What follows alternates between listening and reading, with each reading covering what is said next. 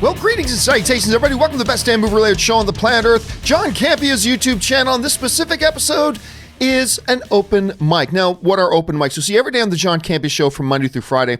We save time to take some live questions, but on the weekends here, that's all we like to do is just take nothing but live questions from you guys. You know, it's just a much more kind of laid-back show because I don't have any, pre-selected topics or subjects. It's just kind of like an hour or two of us, kind of like a radio talk-in show, just talking about movies and movie news and the things we love. And that's what we're going to do here today. Hey, listen, let me say a couple things up front, a little bit of house cleaning here. Okay, number one, don't forget that tomorrow, I'm going to do a open mic tomorrow at 11 o'clock. But at 3 o'clock tomorrow, we're going to have a Once Upon a Time in Hollywood open spoiler discussion. Now, I don't know that Once Upon a Time in Hollywood is normally the kind of movie that I would do an open spoiler discussion for, but there's so many moments in that movie, including a bonkers ending, that I kind of felt like even if nobody else is there, I feel like I kind of want to talk about it. So at 11 o'clock tomorrow, we're going to have an open mic, but then at 3 o'clock tomorrow, 3 o'clock Pacific Standard Time, we're going to do a open spoiler discussion of Once Upon a Time in Hollywood, the new Quentin Tarantino film. All right, so there's that. Second bit of house cleaning is this. I am right now 2 days behind on my companion videos. The reason I'm 2 days behind is this. So Thursday's John Campea Show, we ended the show, and then I realized there was really only about 10, 15 minutes worth of leftover questions. So I thought, you know what? I'll just save these till tomorrow, and then I'll roll these into Friday's companion video. So I do the show yesterday, Friday. But then what happened was The Boys dropped. And I wanted to get through that whole season. I wanted to get through the whole season. And it ended up taking me to like 2 a.m. Like when I had to take certain breaks for Anne to do something with Anne or to eat or something, it ended up taking me to 2 a.m. to watch The Boys. So I never got around to doing a companion video. I'm probably not going to get around to doing the companion video today because right now I'm doing the show. And then later this afternoon, my wife, who is very patient with me, is going to be waiting around for me to finish so we can go and do our weekend plans. Because as you guys know, I work 7 days a week. I do shows Monday through Friday, and I do shows on Saturday, and I do shows on Sunday. And then tomorrow, I'm probably not going to get a chance to do that companion video because we've got the open mic and we've got the spoiler review. So what I will probably have to do, for those of you who've been patiently waiting for me to get around to those companion videos, what I'm probably going to have to do is roll those Thursday and Friday companion questions in with Mondays and just do one big companion video on Monday. So my apologies. I don't like falling behind on the companion videos, but with my work schedule, including working on the weekends, it does kind of start to snowball. And this is one of those situations where it is. So I just wanted to get you guys caught up to date on that situation. A little bit of house cleaning, and now we're all done. All right. Let's now spend the rest of our day talking about the stuff you guys want to talk about. So let's go on over and get started here. The first one today comes to us from Logan James Kynaston, who writes, one of two. After I asked if you have a film that helped you through a difficult time due to its subject matter, and I told you about mine, which is Manchester by the Sea. Oh, I remember you asking that question, Logan. I don't remember you telling me about the Manchester and the Sea. Anyway, Manchester by the Sea. I took it upon myself to watch Castaway, which, by the way, big super chat, Logan. Thank you for supporting the channel on that level. I took it upon myself to watch Castaway, and I'm so glad that I did. I can see why it struck you the way that it did, especially after the time in your life. Thanks, John, for both your answer and the recommendation. All right, so first of all, Logan, what I find really interesting is, in asking about, I remember the question when you asked me, movies you like to turn to when you're going through a rough time. I think my answer and your answer are a really good representation of, the different ways people want to address being in a hard time as far as what media they like to consume in those times. Because my answer for what movies do I like to turn to when, it's a tough time, my answer was comedy. Whether it's a Zoolander or a Galaxy Quest or a 40-Year-Old Virgin, what works for me is to go things that remove me from that. if even just for a moment, give me a bit of an oasis to make me feel light, to make me feel like I'm enjoying myself, to give me an opportunity to laugh, And I find for me, having that oasis helps change my perspective, resets, gives me a fresher mind for approaching the bad situations that I'm in or the hard times that I'm in and all that kind of stuff. And so comedy and something light and fun are those things for me.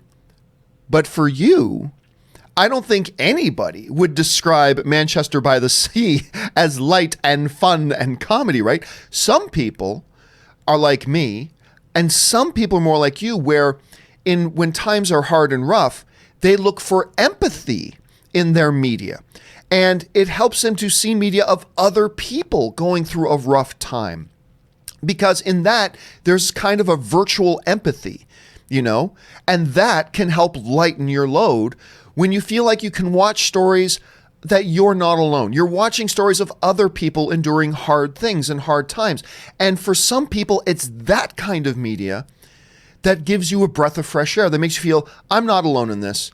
Other people, clearly enough other people go through these types of times and things that they even write stories about it and make movies about it, and I'm not alone. And it's not weird for me to feel down or under a lot of pressure or whatever, because that's the normal human experience. So for some of us, it's to go in the opposite direction. Go comedy, go fun. For others of us, it's go for that virtual empathy, the things that make it feel like we're not alone, And I think it's fascinating that the way you and I answer that question so illustrates the vastly different ways all of us deal with different situations in our life, particularly when it comes to the type of media we turn to when we're in those types of situations. And I think that's really fascinating. What a deep way to start today. What a deep way for us to start open mic here on a Saturday. But I find that fascinating. And I think that's great that we get to illustrate both sides of that. So thank you so much, Logan, for sharing that. I really do appreciate it. It's a fascinating topic. All right, let's move on now. Superman Steve writes, what is your absolute favorite movie of all time? I think I've kind of answered that a million times, but I will say it again. It's right there. Star Wars, baby. Star Wars. Always and all time. Now, a little bit of a cheat. I consider New Hope, Empire Strikes Back, Return of the Jedi. I kind of ball that into one thing. And maybe that's a little cheating, maybe, but that is the one thing, and that is clearly my all-time favorite. Jimmy Anderson writes, hi, John. Isn't The Long Walk a very predictable book to adapt to the screen? It's told from the perspective of only one of the 100 boys in the competition, and it ended as many would have thought it would. Well, here's the thing, Jimmy. Number one, you got to understand that 100 times more people watch a movie than read the book. It wasn't always like that. But I would venture to guess maybe 100 times is an over-exaggeration.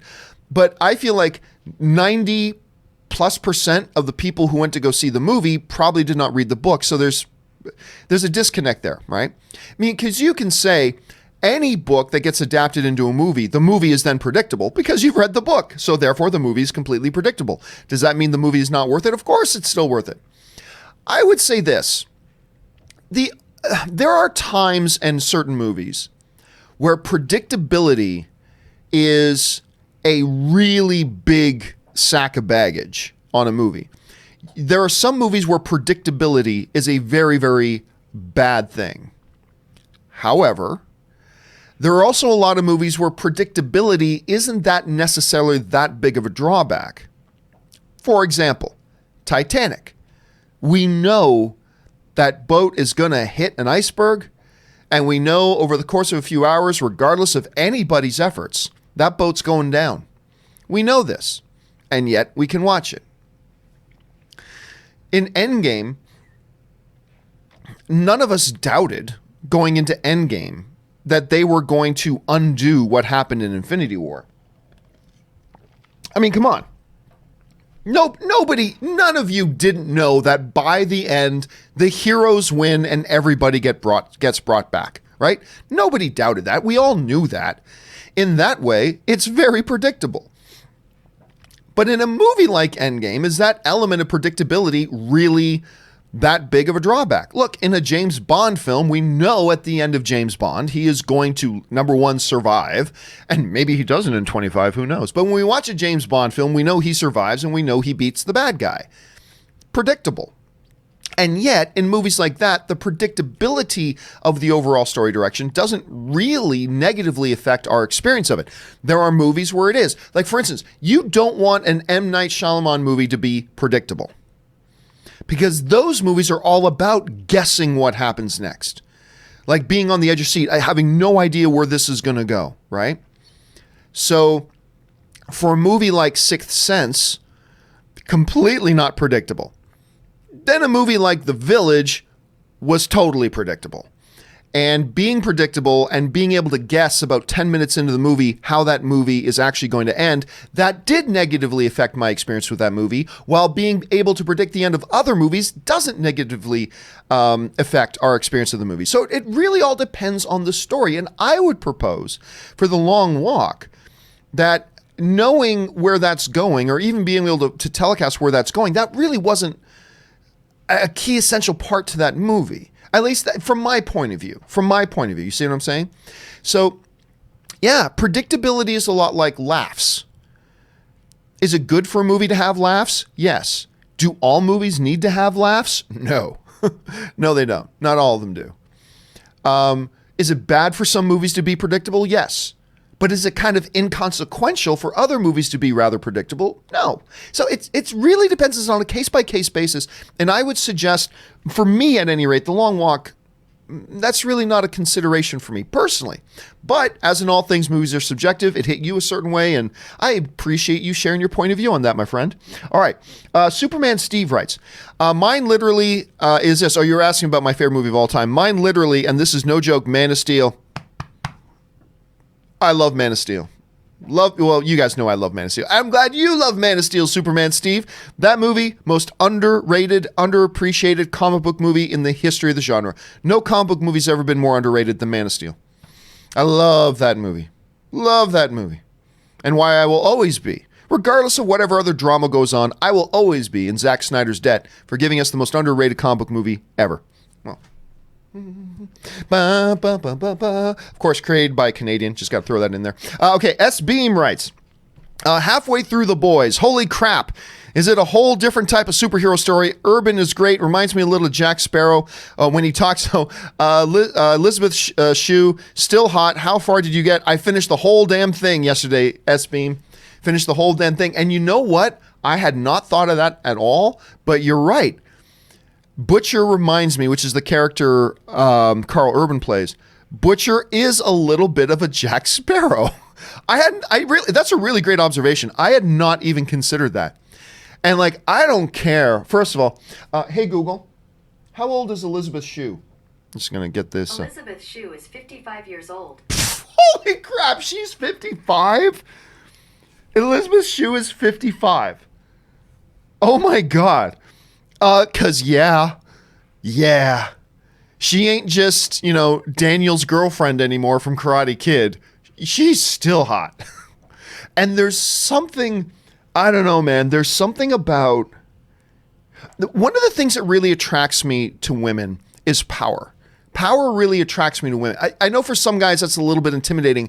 I am attracted by power in women. And I don't mean hold a powerful position or anything, but just you could tell in and of themselves they are powerful, There's a strength and a confidence and there's a power, there's a strength and assuredness that comes with more maturity, I guess. Not me, but with a lot of women. And like there's something about Elizabeth Shue that to me, I feel like the older she gets, that aura of power about her comes more and more into play. There's something sexy about that.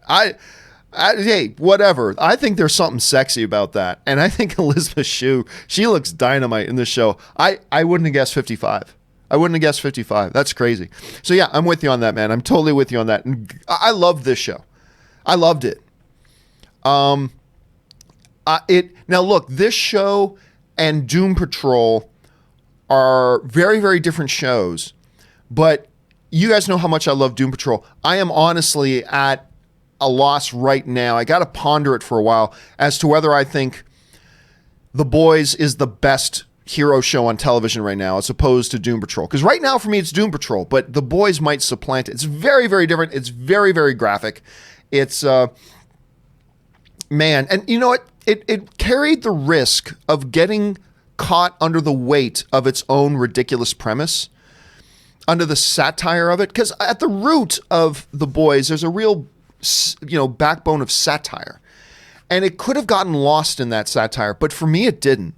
And for those of you who have seen the show, the airplane scene, not the airplane scene from the first episode, but I think it's episode 4, the airplane scene is one of the most dramatic, moving scenes I've seen on television, regardless of the genre. I mean, I really found that scene powerful, and I'm not going to give anything away. You guys will see the show. You'll know what I'm talking about, but oh my God, I love this show. I really do. Now, I'm reading online, there are some people who hate this show, who think it's like the worst thing ever on television.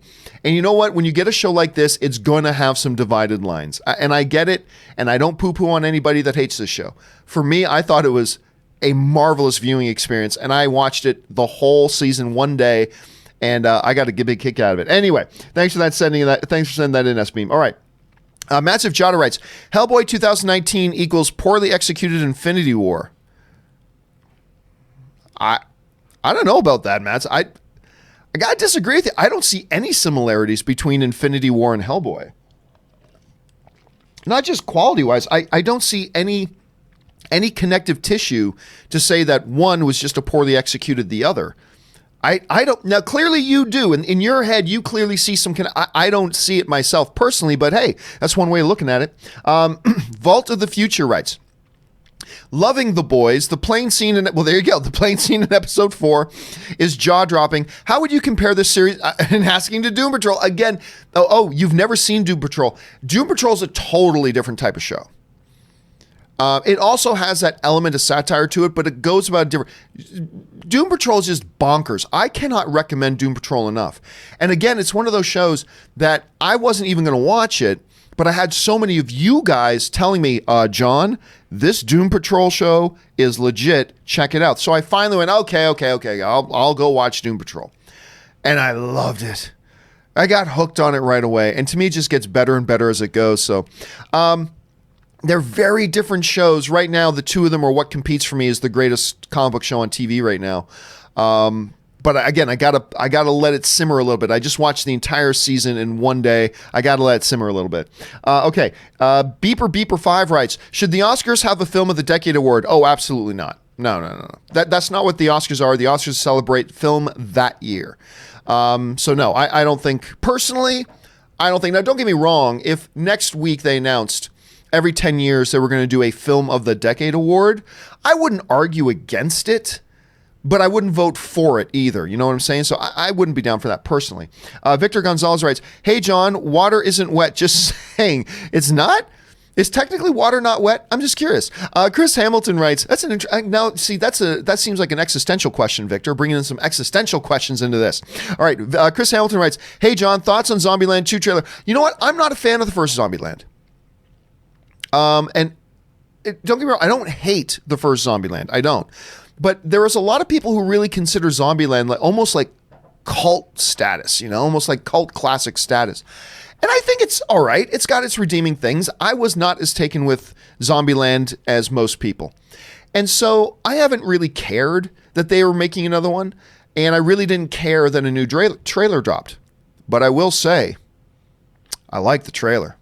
Trailer's pretty damn good. So, I'm not a fan of Zombieland, but this trailer was pretty good. Even I got to say that. It's pretty damn good. So it's really interesting they were able to get everybody back for that. Draco Eris writes, according to one book, Scar's real name is Taka. Really? 'Cause we brought up on the show the other day. So what was Scar's name before he got the scar? Was he born and they just said, you shall be named Scar? That seems kind of messed up. It's just like, we'll name you Missing Leg. Okay, that's kind of messed up. Kind of a little bit of a foreshadowing here for what might be coming in his life later down the road. So, okay, I did not know that, Draco. Apparently in one of the books, I didn't know if there were being any books, His real name is Taka. Okay. That's interesting to know. Thank you for solving that mystery. Chris Feldman writes, is your co-host rotation of Rob Chris on Monday, Rob Aaron Tuesday, Rob Chris Wednesday, Aaron Chris Thursday, and you solo Friday the plan going forward? Yes. Now, I also plan on Wednesdays, Rob and I are going to be getting the Weekly Hero back up and running here pretty quickly. Might even be this week.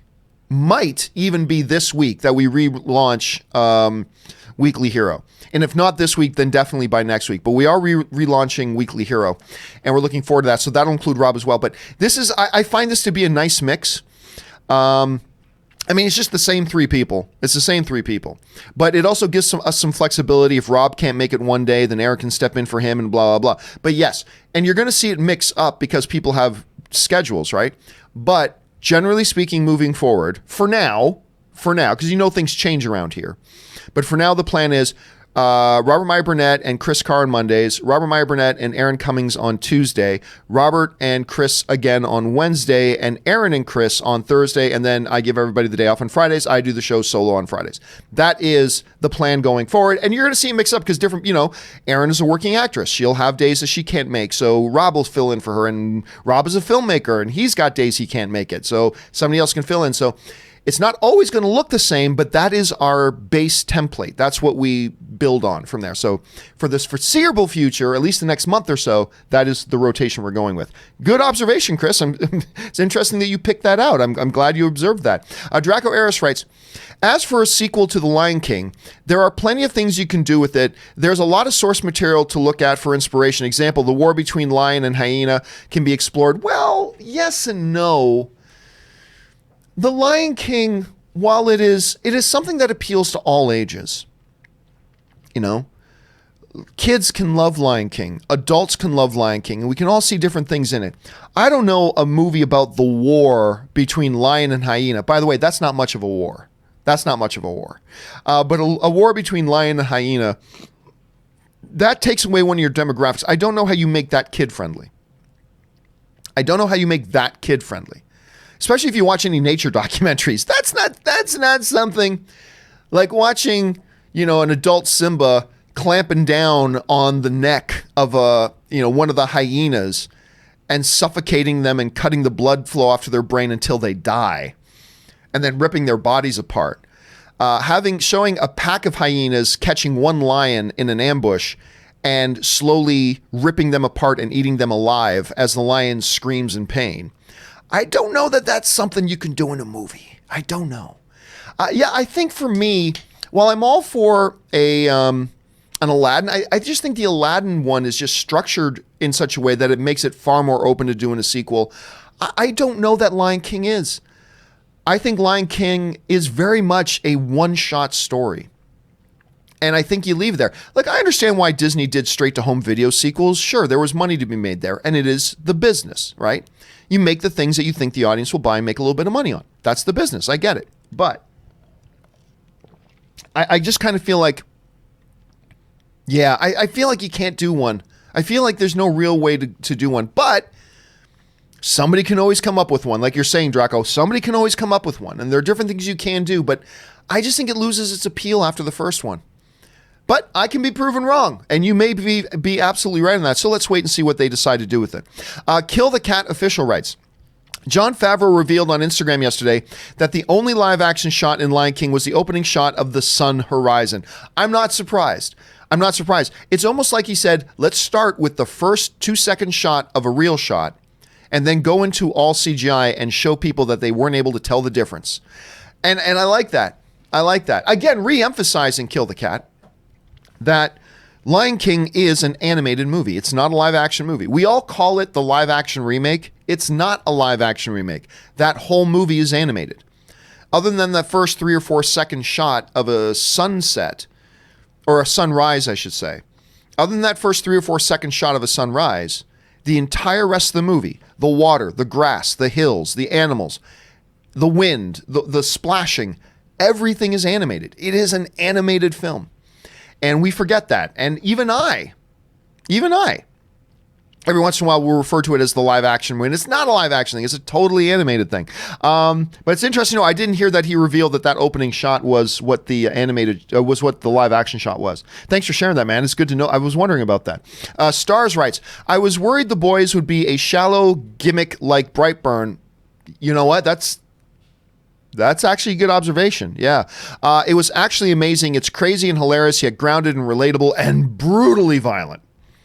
Brutally violent, very R-rated. I had some people writing me on social media saying, hey, John, I know you're watching The Boys right now. Can my 13-year-old watch it? No. I mean, to each their own in your own parenting style, and only you know your kid, and maybe your particular kid it's okay for, but in general, I would go, no. This movie is not for 13-year-olds.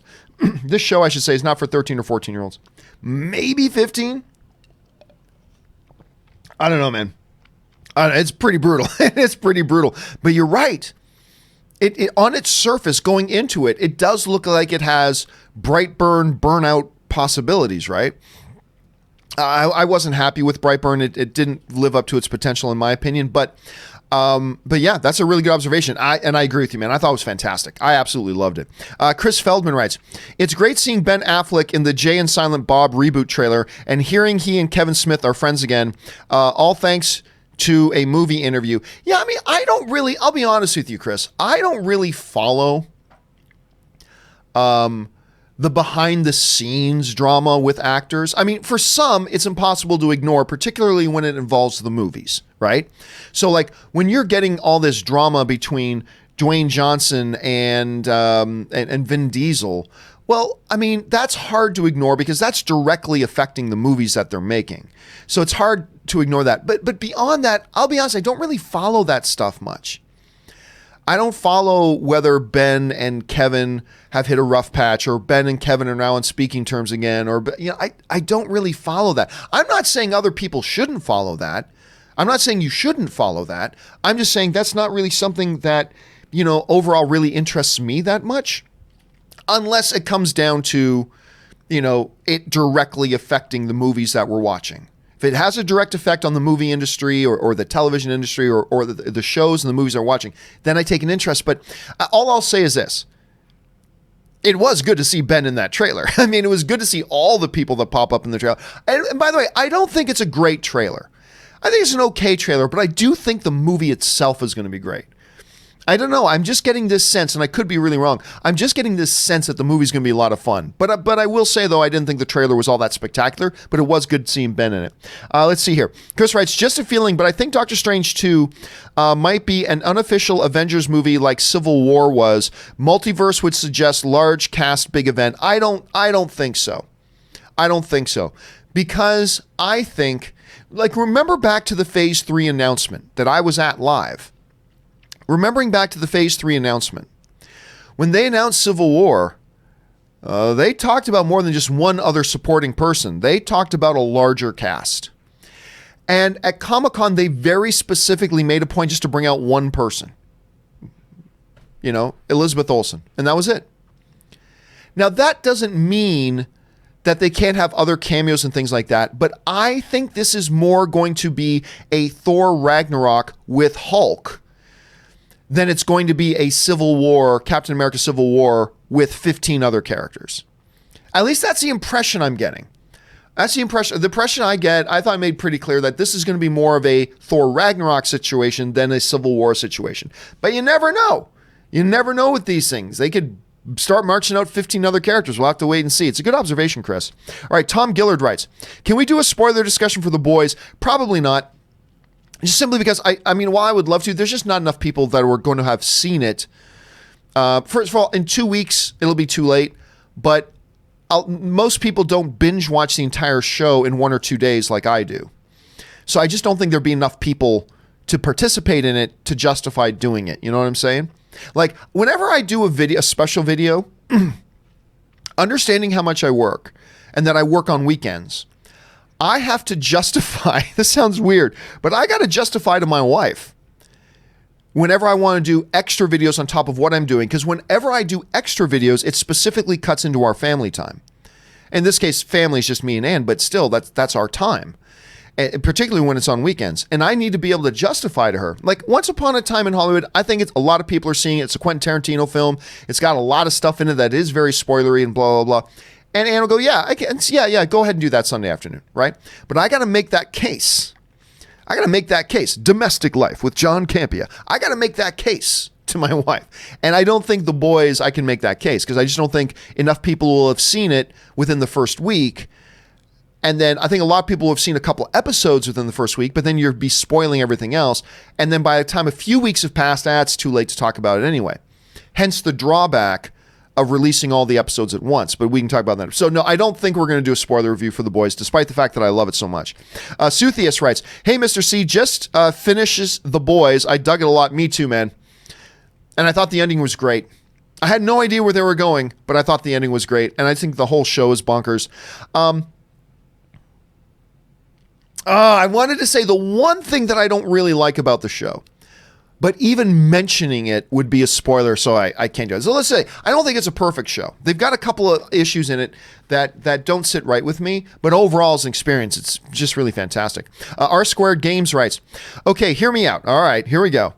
And I gotta love it when somebody either starts a statement with, okay, hear me out, or with all due respect. Whenever anybody in real life starts a conversation like that, you're like, oh boy, here we go. Or we need to talk. Those, there's a few opening statements that just get you, oh boy, here we go. Okay, hear me out. Keanu Reeves as a rebooted Frank Castle on the R-rated Fox/Deadpool side of Marvel movies. Who's with me? Well, I mean, look, don't get me wrong.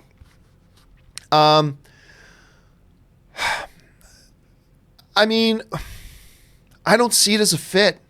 Now, again, to me, I don't care about which X actor should play which X role. I really don't care. All I care about is it talented. Keanu Reeves is talented. He can play certain roles really, really well. But I don't know. When I think of, look, if they announced Keanu Reeves was going to be the new Punisher, I'd be for it. I would raise my hand and say, yep, I'm in. Let's give this a shot. I think this could be good. Could be all right. But honestly, if they were to ask me, I would say no. Don't cast him. To me, he just doesn't have... The way he carries himself in all of his movies just doesn't say Frank Castle to me. It just doesn't say the Punisher to me. Unlike, say, a John Bernthal does, And I'm not saying you have to bring back John Bernthal, but you need somebody like that. So if they did it, hey, he's a talented guy, so sure, give it a shot. But if you were going to ask me my opinion in advance, I don't think it's a fit. But I would certainly be open to it if they did it. But if you're asking me, I honestly don't think Keanu Reeves is a good fit for that. That's just my approach. And that's not any reflection on my belief in his acting ability. It's just that I don't see that as a fit myself, so he wouldn't be my first choice. But I'd be down for it if they decided to do it. Interesting, R Squared. Interesting. All right. Suthius writes, was looking up some box office information. I never knew this, but apparently E.T. holds the record for most #1 total weeks at 16. I think there's one or two that have more. I think there are a few that have more weeks. I actually believe there's probably, I think if I'm remembering correctly, and I might not be, I thought there were a couple that were like 18 or more. I'm not 100% sure about that. But, Look, you may be very well right, Suthius, and it's an interesting factoid if it is. I think, though, I got this itch in the back of my brain that there's a couple of others that actually have more than 16 weeks. I have to look into that. But if that's true, that's a really interesting fact, actually. E.T. is so great, by the way. How awesome is E.T.? All right, R Square Gain writes, and while we're at it, John Bernthal as Wolverine. Okay, you know what? That's a little bit of a better... Again, I don't care about X actor and X role sort of thing, but if they were to announce John Bernthal as Wolverine, I wouldn't be opposed. To it. I like John Bernthal a lot. Suthius writes, January and October are the only months to not have opening weekends over $100 million yet. Interesting. Both months have not even surpassed $90 million opening weekend. That is I get fascinated by box office, not because it's just money, but because it's telling us about the audience, the movie studios are putting out in those months, when the audience likes to go to the movies. I find all that, there's a lot of information you get from box office numbers. See, some people will say to me often, John, why are you so obsessed with box office numbers? Who cares how much money a studio makes? And I get that if that was the only thing in play here. But the thing is It's what the box office numbers tell us. It's what does the box office numbers tell us? And the box office numbers, I would propose, tell us so much information about the movies that are getting made, the trends of the audience, what is interesting the audience right now, how a marketing campaign worked and was effective, and what styles of marketing and what things did certain movies do in their marketing campaigns that clearly struck a chord with the audience. See, box office numbers, and the reason I'm so fascinated by box office numbers is not because of the money. It's not because of, well, how much money does Warner Brothers make this week and how much money does Disney make this week?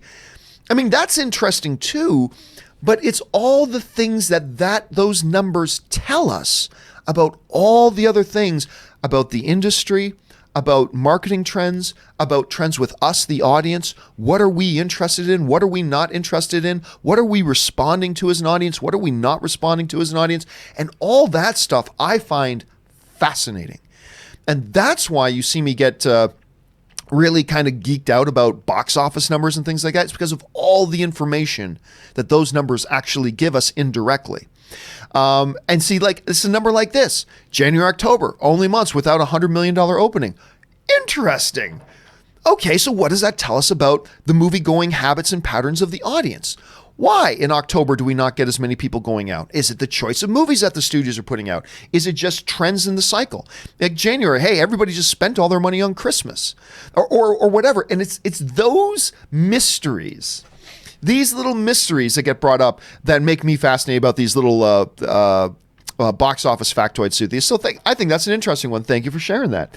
Anyway, Ryan Lohner writes, Dame Judi Dench was going to be in the original Cats, but tore her hamstring. Now she gets to do it 38 years later.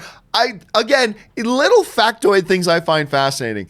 And yes, first of all, Dame Judi Dench is going to be in the new Cats movie, along with a lot of other people, including Ian McKellen. And I did not know that. She was actually going to be in the stage production of Cats, but tore a hammy, pulled a hammy, and she couldn't do. That's fascinating. That is hilarious to me. And again, though, with Cats, I don't know, man. I don't know. The trailer does not look great. Trailer doesn't look great. I mean, visual effects to me look heart-stopping. The visual effects look amazing. Remember that when you watch the Cats trailer, even though it looks like they're in a cat costume with makeup, they're not. They're actually just in motion capture rigs, and all of that is CGI. That's phenomenal to me. I mean, my jaw was dropped on the floor of how that looked. I thought that looked insanely good, but I didn't think the trailer looked all that good. Yeah, I got to admit, yeah. That trailer did nothing to get me more excited to see the movie. Maybe the next trailer will. Suthius writes, I watched a double feature with one of your man crushes, Ethan Hawke. Handsome Hawk, ladies and gentlemen. Handsome Hawk. Daybreakers and Predestination. I like those movies. The former was just okay. I liked the latter a lot more. Love the time travel element of the story. Yeah, and I've had the privilege of having Handsome Hawk in my studio and sat down to talk movies with him, and it was just a really good conversation. I think Ethan Hawke, seriously, you know, when you think great comedy actors, you know, you'll go to, I mean, whether you should or should not today, but your mind goes to an Adam Sandler. Your mind goes to a Will Ferrell. Your mind goes to Steve Carell. You're right. But very quietly, Paul Rudd has amassed an amazing comedy career, right? And he's completely amazing. And I feel like Ethan Hawke is kind of like that. Ethan Hawke, like when we think of the great actors who are just amassing great careers, there are a number of actors we think about, understandably. But a lot of us don't go to Ethan Hawke. But when you really sit down and look at it, it's like, holy crap, he is one of the great actors of our generation. And the body of work he has put together, it's diverse and it spans multiple different genres. And it goes from horror to genre-y to human interest stories to experimental types of stories, whatever. You could drop Ethan Hawke in just about any kind of a movie and he'll pull it off. And he's great. And I will admit, I think I kind of prefer Daybreakers over Predestination myself, but those are two fun ones. Those are two good ones, Suthius. All right. Let's see here. Chris Feldman writes, since Feige said no Deadpool in the MCU, does that mean he can't even pop up in a PG-rated post-credit scene or take part in an Avengers group fight? Well, look, there are two different ways to answer that. One way to answer that is, what would I do and what would I allow? And then there's the other answer of, what would Bob Iger do and what would Bob Iger allow? Those are two different questions, all right? For me, Deadpool, I don't know. I mean, look, if you're saying Deadpool because you don't want to send mixed messages to your audience about what is MCU and what is not MCU, if you're going to say Deadpool isn't MCU, then you don't have him pop up in the MCU. It's just that simple. If you're saying Deadpool to make sure you're not sending mixed messages to your audience, which is what Bob Iger's big concern has always been, if you're saying Deadpool isn't MCU, then he's not MCU. It's just that simple. Because if you make him pop up in the MCU, well, now you're saying he's in the MCU. And now you're sending what Bob Iger is worried about, those mixed messages. So I don't know. It's a tricky question. My guess, just based on everything we've seen Bob Iger say, my guess is that you are not going to see Deadpool pop up in an MCU movie, period. And that's fine. Let's be honest here, guys. The MCU is already way overcrowded. The MCU is already way overcrowded. So it doesn't need yet another character in it. It doesn't need it. The MCU doesn't need Deadpool. Let's just be clear. It doesn't. MCU doesn't need Deadpool. Deadpool doesn't need the MCU. Deadpool is making $700+ million movies without being a part of the MCU. So Deadpool clearly doesn't need the MCU, and the MCU doesn't need Deadpool. And if you're Bob Iger, and again, just basing this off of what Bob Iger has said, if Bob Iger's position is, we don't want to send mixed messages to our audience and tell them that an R-rated character is MCU, so now, do we watch this? Do we not? If it's part, just keep it at Fox and all that kind of stuff. So I'm going to guess, just a guess, we're not going to see him in there. Anything is possible. Anything is possible. I got a feeling he's not going to let that happen. Derek Grigg writes, really generous super chat. Thank you, Derek, for supporting the channel on that level, man. Derek writes, hey, John, first time, long time. Well, welcome here, Derek. Thanks for writing in. Amazon's The Boys is great. I love it, man. I love it. I noticed that in many ways, it reminds me of Eastwood's The Unforgiven. It takes a realistic look at its own genre and questions how it would be in the real world. In honor of Unforgiven, here's a free one using that free super chat that YouTube gives you. Thank you so much for that, Derek. And you know what? That's a great analogy. Because if you go back to Unforgiven, and by the way, a lot of you guys haven't seen Unforgiven. There's a reason when people talk about some of the greatest Westerns of all time, some people will put Unforgiven at the top of that list. Unforgiven, and as many as of all the great movies Clint Eastwood has made, Unforgiven to me is his crown jewel. Unforgiven to me is Clint Eastwood's crown jewel. Anyway, and it's kind of like that. You're right. It's like, let's take the Western, which were often very, you ever hear spaghetti Western, which were often, a little cheesy in their own way. Like, not grounded at all. It was always part of the mythology, much like comic book movies. Clint Eastwood made a Western that was, and I've never thought of it in these terms, Derek. This is why I like the analogy. That was, here's what it probably would have really looked like. Like if it was really like this and made it grounded and gritty and, on the surface, it sounds ridiculous to compare The Boys to Unforgiven. But then you really think about it, it's like, you know what? You're right.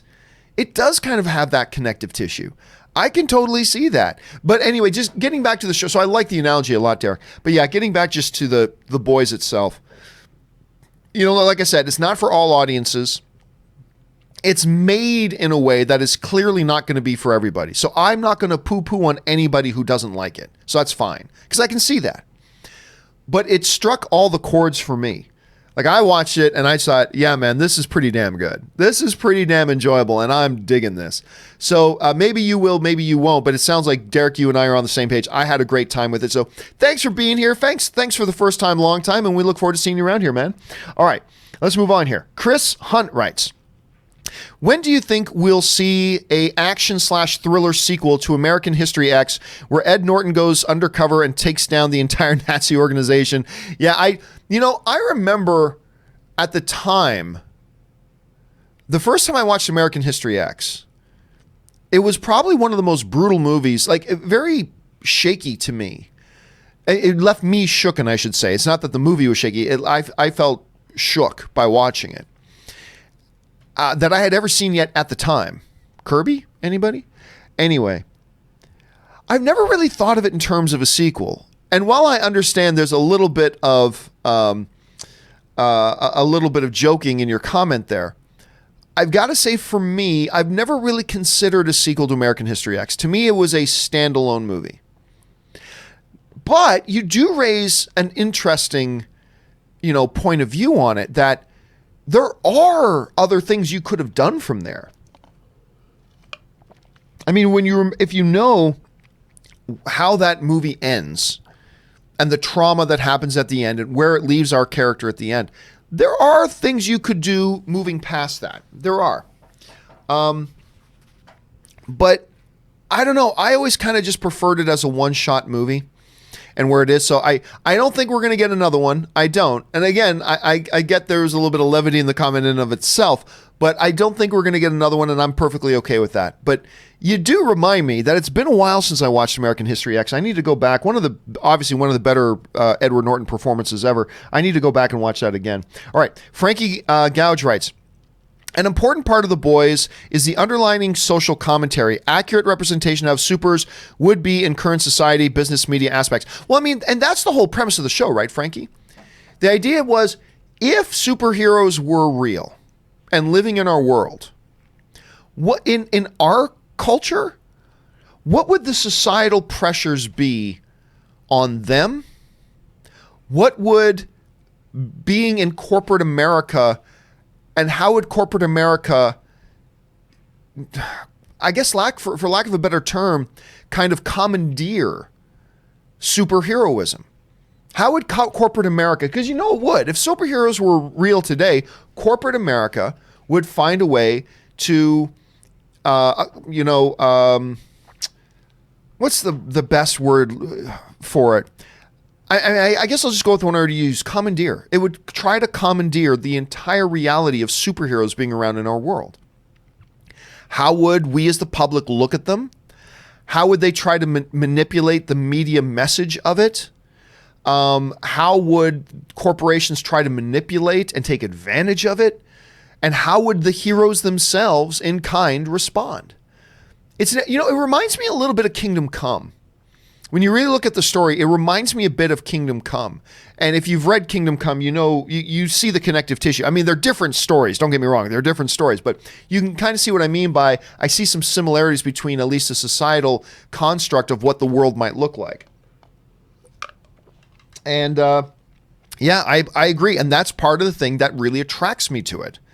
That makes me not just go, wow, a superhero fight with laser eyes and people punching each other in the face. Cool. Like, no, it's not just that. It's like, whoa, this is fascinating. They're looking at how would our culture actually respond were this phenomena to be real? And I found that a real interesting approach to it as well. All right. Suthius writes, Lion King had the 5th biggest Tuesday box office after Far From Home, Force Awakens, Amazing Spider-Man, and Endgame. In that order, $30 million is huge. Yeah, that's huge. Now, of course, Far From Home, it opened on a Tuesday, so that was its first Tuesday. So yeah, only Force Awakens, Amazing Spider-Man, and Endgame had bigger first Tuesdays than Lion King did. That's telling me that things got some legs after the opening weekend. Like, it wasn't just a big opening weekend and then it fell off the cliff. So I got a feeling we're going to see a pretty big second weekend. It'll be interesting to see how much business Once Upon a Time in Hollywood does. Now, in my theater that I saw it with, it was a packed house. But this is Los Angeles. The whole movie, I'm in Hollywood. This whole movie takes place in Hollywood. The whole movie is a love letter to Hollywood and Los Angeles.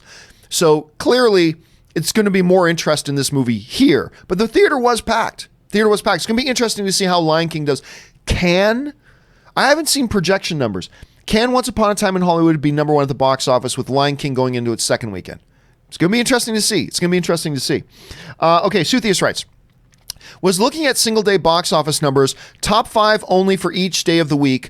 Force Awakens is the only film to be listed twice in the top 5, both Mondays on 12/21 and 12/28 with 40 million and 31 million. That is also a really interesting number. Now, of course, we're talking domestically, and don't forget that Star Wars The Force Awakens is still the number 1 box office movie of all time domestically.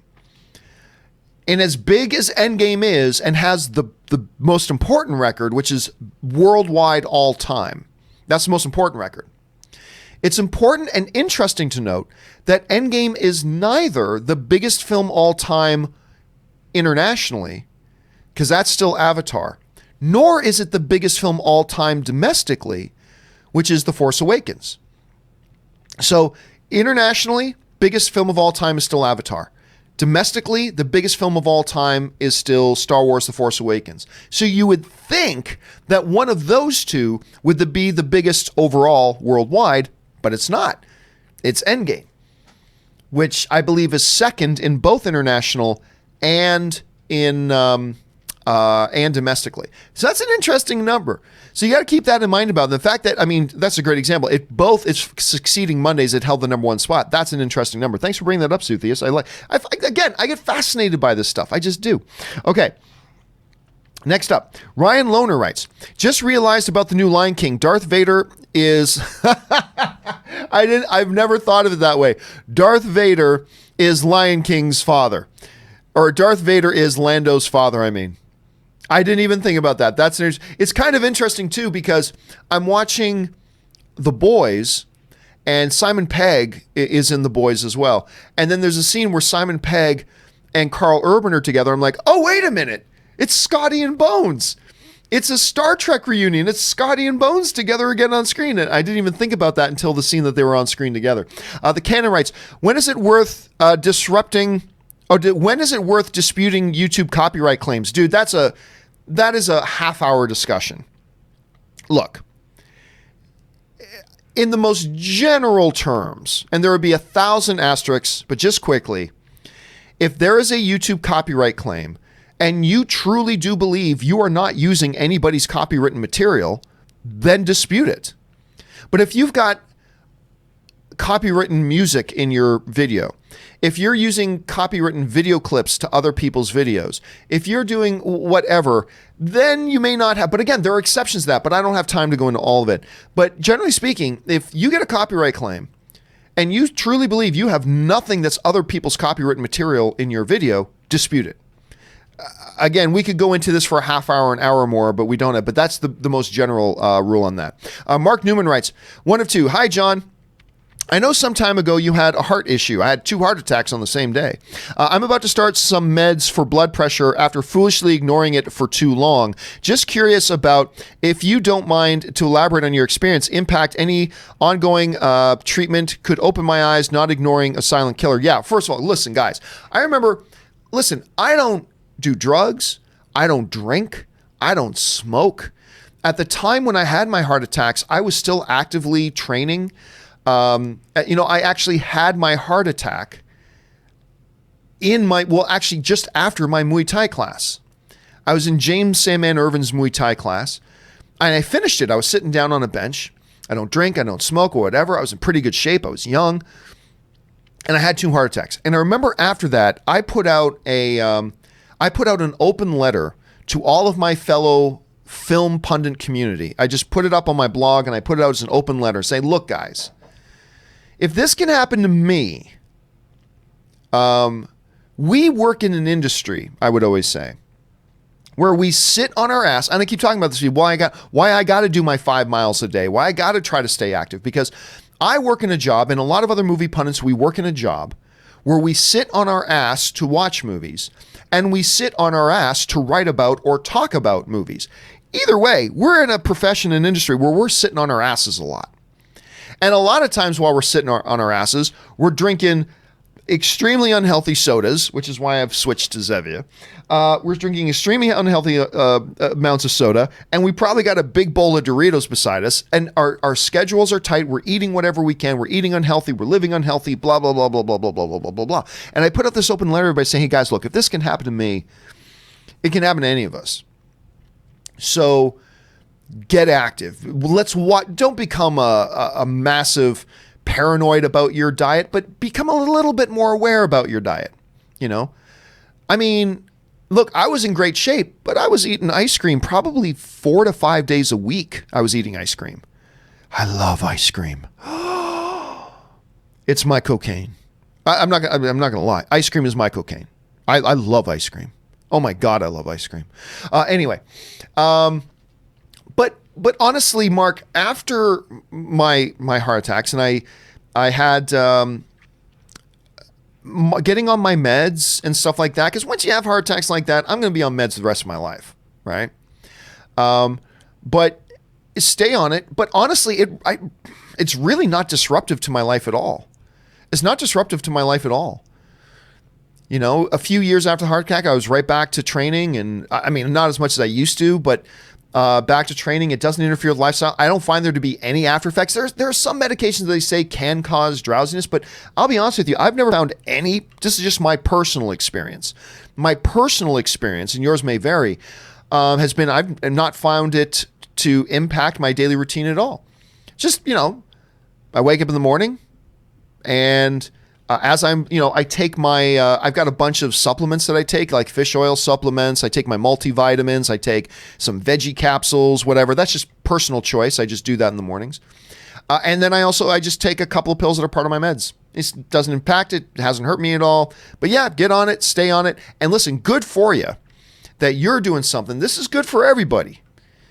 Do stuff to take care of your health now, so you don't hit a point where you have a heart attack or something like that. Take steps now to look after your health instead of afterwards when it's too late. So good on you, Mark. Get on that and stay on that. And again, it's been totally non-disruptive to my life. Completely non-disruptive to my life. Anyway, good question, man. Thanks for asking. All right. Health Talk with John Campea. Anyway, George Costanza writes, shut your traps and stop kicking the seats. We're trying to watch the movie, and if I have to tell you again, we're going to take it outside. Clearly, that's from a movie watching Seinfeld episode, but I don't remember it. I'll be honest with you, I don't remember that one off the top of my head. There are a couple of classic Seinfeld episodes where they're waiting around outside of a movie theater to get in. I remember a couple where they, like the people, the crew ended up showing up at different movies or different showtimes, whatever stuff. But I don't remember that one specifically. I wish I did.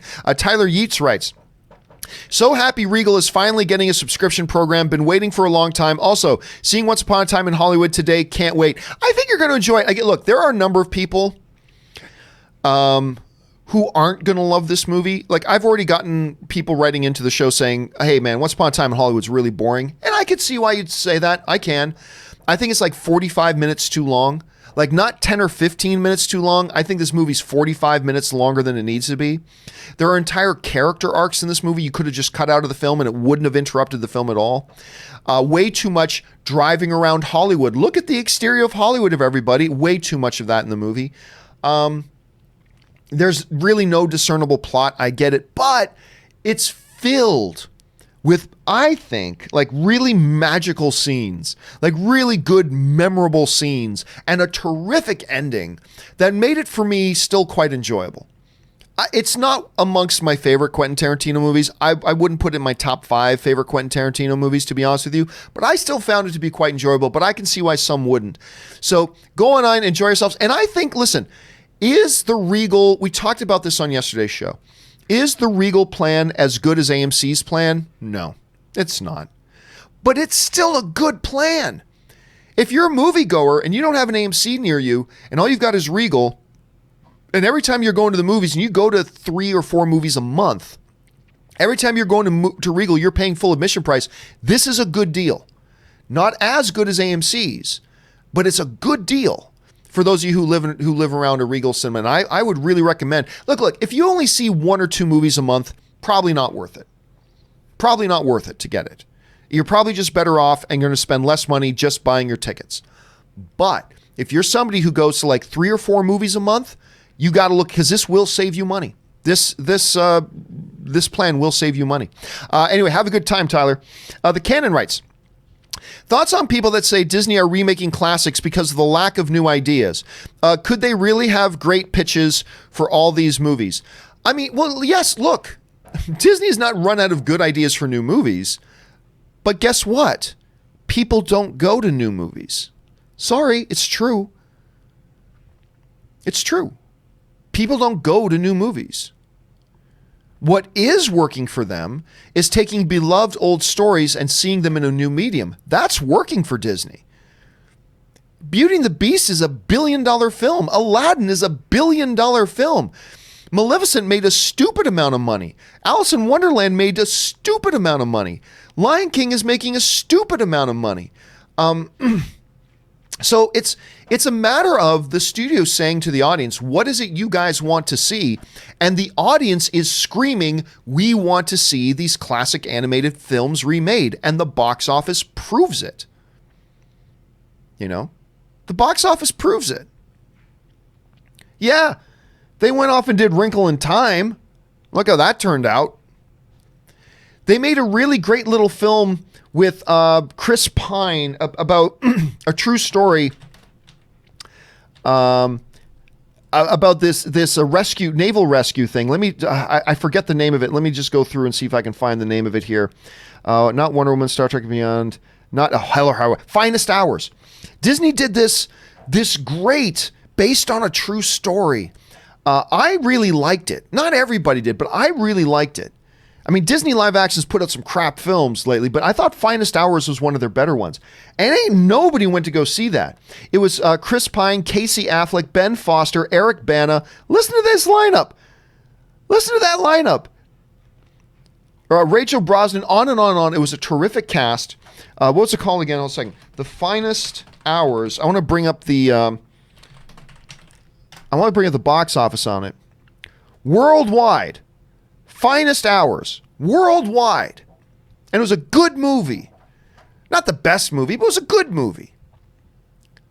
$52 million. $52 million. And then they make a crappy movie in Dumbo, but it's a remake of an original tale. They did that with Finest Hours, made $52 million. They do it with Dumbo? It's a bad movie? And they made, even as a bad movie, $352 million. Still lost money. Dumbo lost Disney money. But you had one pretty good movie that was totally original, great cast, all this kind of stuff, $52 million worldwide. Then they do a crappy remake like Dumbo, still makes $352 million.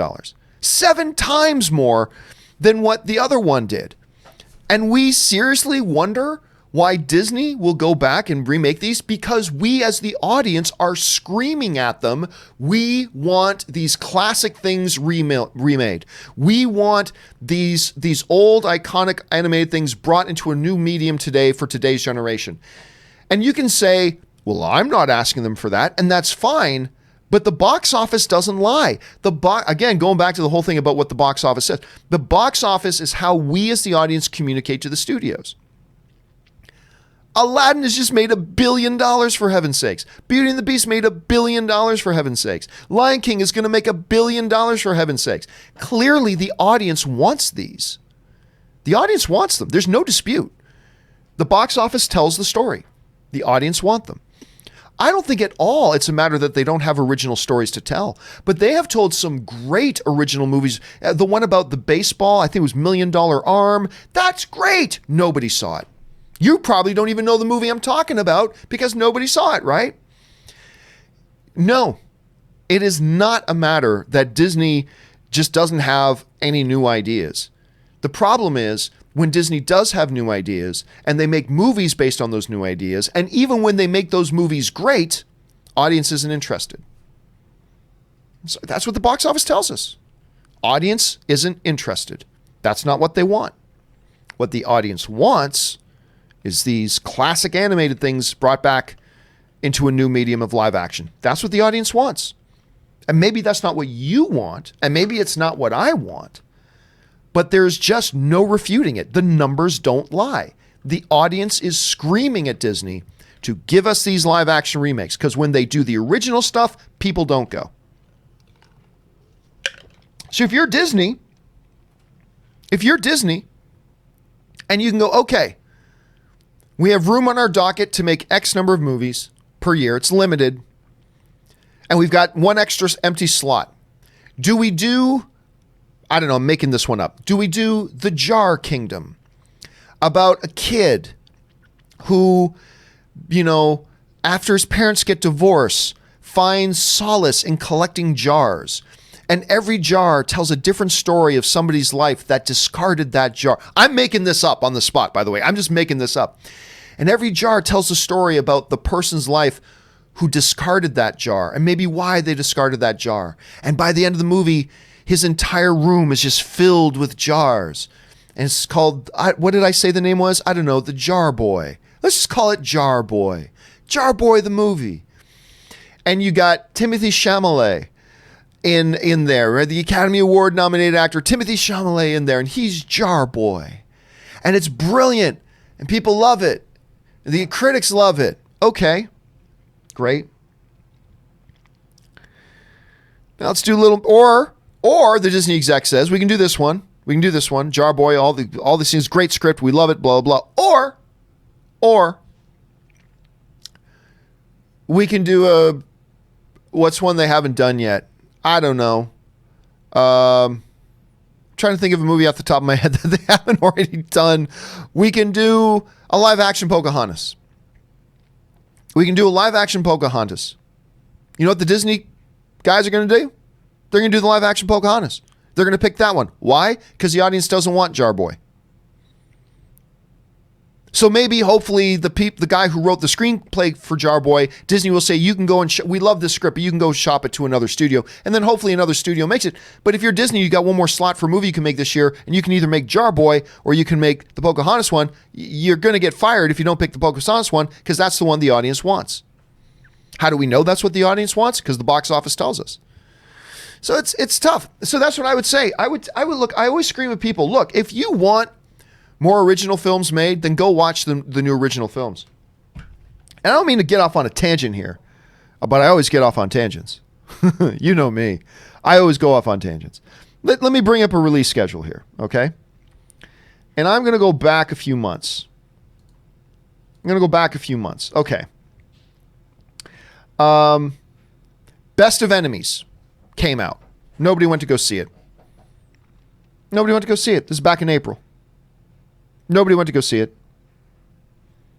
Had a couple of big stars based on real time in American history. Nobody went to go see it. So there was that. Then we also had Little. Kind of an offshoot, a reverse idea of Big, but an original little comedy. Nobody went to go see it. Missing Link. Original idea. Nobody went to go see it. What's another big original film here? Why are no movies coming out through this? Breakthrough from Fox. Nobody went to go see it. Let's see. What came next? I'm trying to find the next one. Hold on a second. Switching things here. El Chicano. Nobody went to go see it. The Intruder. Nobody went to go see it. The Long Shot. Despite the fact that it's great, nobody went to go see it. All original stuff. Let's see. Palms. Nobody went to go see it. Tolkien, based on a biopic of the guy. Nobody went to go see it. The Sun is Also a Star. Nobody went to go see it. I mean, it's just on and on and on. We're seeing over and over and over again, there are these original films that come out, tons of original films. No one's going to go see them. And so, again, it just comes down to, if you're Disney, what do you do? And I'm sorry, but if you're in charge of Disney, you go with those ones. So that's what I would say to those people myself. All right. Final question right now. And then we're going to take a 5-minute break. We've been going a little bit over an hour. We're going to take a 5-minute break so I can go use the bathroom quick, and I'm going to refill my drink, and then we'll be right back to continue on. The next one comes up from Dim-Sum05, who writes, fun fact, I got my username from the classic Academy Award admiring 2000 Jet Li epic Romeo Must Die. Really? Oh my God. I saw that like once. I saw Romeo Must Die once. And everything Jet Li, I enjoy Jet Li because he's Jet Li, but I did not know that's where you got your news. That's an interesting thing to know, because I'll be honest with you, I've seen your name pop up a bunch, obviously, Dim Sum, and I'm like, that's an interesting username for a dude. And there you go. Interesting story behind that. Thanks for sharing it. All right, guys, listen. We're going to pick up with Mike Hill and Richard Karate and Senpai here in just a minute, but we're going to take a quick 5-minute break, as I said, so I can refreshen up a little bit. Be right back. Give my voice just a couple of minutes of a break. We'll be right back and continuing on. I'll see you guys in just a minute. I'll see you in a second.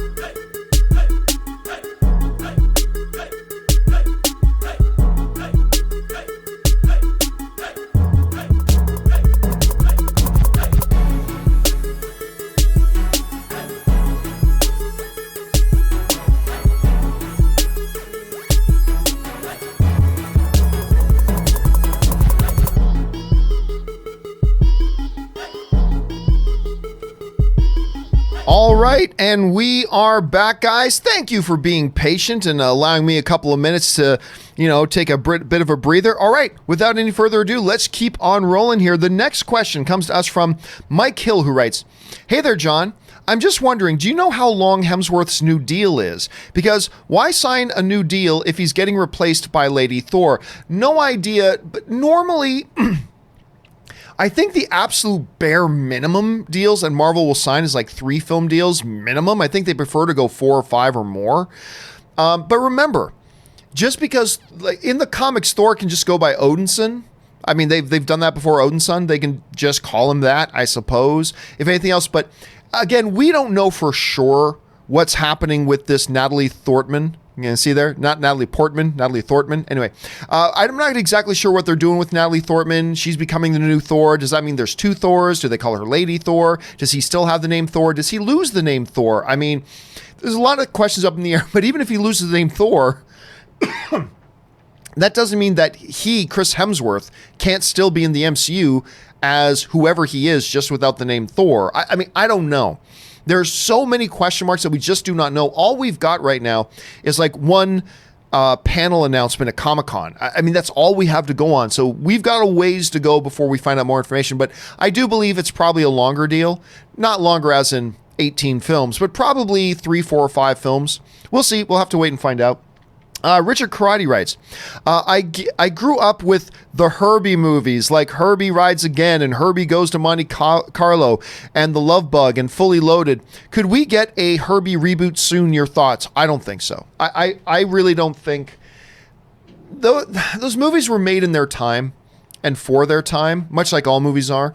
But I don't know that you can do a Herbie. I don't know that a Herbie movie today would be successful, to be honest. I don't think a Herbie movie would be successful. So my guess is, and by the way, when I was a kid, those are movies my parents would show me too. They'd pop in one of the Herbie movies, Herbie the Love Bug, Herbie Rides Again, all that kind of stuff. But I think in an era now where we have Transformers and things like that, where it's not just a sentient car, we have sentient cars that transform into giant robots and have big battles and everything like that. In that thing, can a sentient car that's just a sentient car, can you sell that today? And I'm not saying whether you should or shouldn't. I'm just saying, would it sell today? I'll be honest with you, Richard. I think that part of our childhood may be gone. I think that part of our childhood's gone. Because I don't know that I see a way for them to do that today. So, but hey, man, as in all things in this crazy industry, Richard, you never know. You never know, but my guess is that we're not going to see a rebooted Herbie movie anytime soon, unfortunately. And, that's up to your point of view, I suppose. Okay, Senpaigar writes, my friend thinks that if Spider-Man makes X amount of money at the box office, that Marvel gets him back. Can you please set him straight? Yeah, that's completely not true. That's 100% not true. Here's what he might be thinking of, though. There was a story a little while ago, run that in the thousands of pages of contract between Marvel and Sony that has Sony allowing Marvel to have Spider-Man in the MCU, there was a report that came out that said within one of the clauses in that contract was a stipulation that gets triggered if Spider-Man Far From Home makes $1 billion. The report said that if Spider-Man Far From Home made $1 million at the box office, which it has, that triggers a stipulation in the contract that allows Marvel to make at least one more under Sony's supervision and with Sony's approval. But the contract says that if they get $1 billion at Spider-Man Far From Home, that Marvel gets the rights to make at least one more. It's kind of a pointless stipulation because Sony, I believe, even if Spider-Man Far From Home didn't hit $1 billion, I feel pretty confident that Sony was going to let them make another one anyway. And then again, it's only for one movie. So Sony, after that's done, can just take him back. But no, there is nowhere in that thing that says, if Spider-Man makes $3 billion at the box office, Marvel gets him back. No. Sony would never allow that in the contract. They would never allow that. So no, you can set your friend straight. That's such a... Now, again, he might just be confusing what he may have heard that story about if Far From Home makes X amount of dollars, they get him back. No, they don't get him back. It triggers a stipulation, says they get the rights to make at least one more. But he might just be confusing that. But no, absolutely not. Can you think of anything? If you're Sony, can you think of anything that would give you the incentive to agree to such a stipulation that if one of the movies makes so much money, you have to give the character back to Marvel? There's no reality. There is nothing that would incentivize you to go for that. Nothing. No, that's absolutely not one of the stipulations. You can let your friend know. Again, I just think your friend's probably just mixing up something that he heard about the other story. That's what I'm guessing is probably going on there. Anyway, Richard Karate writes, will we get a Spider-Man Into the Spider-Verse sequel? Your thoughts? Well, according to the producers, yes. And that they're already working on it. And they already know kind of what direction that it's going. So when you make that movie, and it makes way more money than it had any business making. Now look, Spider-Man Into the Spider-Verse, in my opinion, is the best Spider-Man movie ever made. Let me just bring this up. It's the best Spider-Man movie ever made. And it was made for only $90 million, and it made $375 million at the box office. That's way more money than that movie had business making, even though it's the best Spider-Man movie ever. Should have been nominated for Best Picture. Now, it did win the Academy Award for Best Animated Feature, but it should have been nominated for Best Picture, in my opinion. In my opinion, it was the third best movie of the year overall. And it made $375 million, profitable, with a first-time character out, all that kind of stuff. And the audience loved it. The critics loved it. All signs point to yes. So yeah, I would be shocked, Richard. I would be shocked if they didn't do a sequel. Because they already said they're working on it. It made money. Critics loved it. Audiences loved it. It's the trifecta.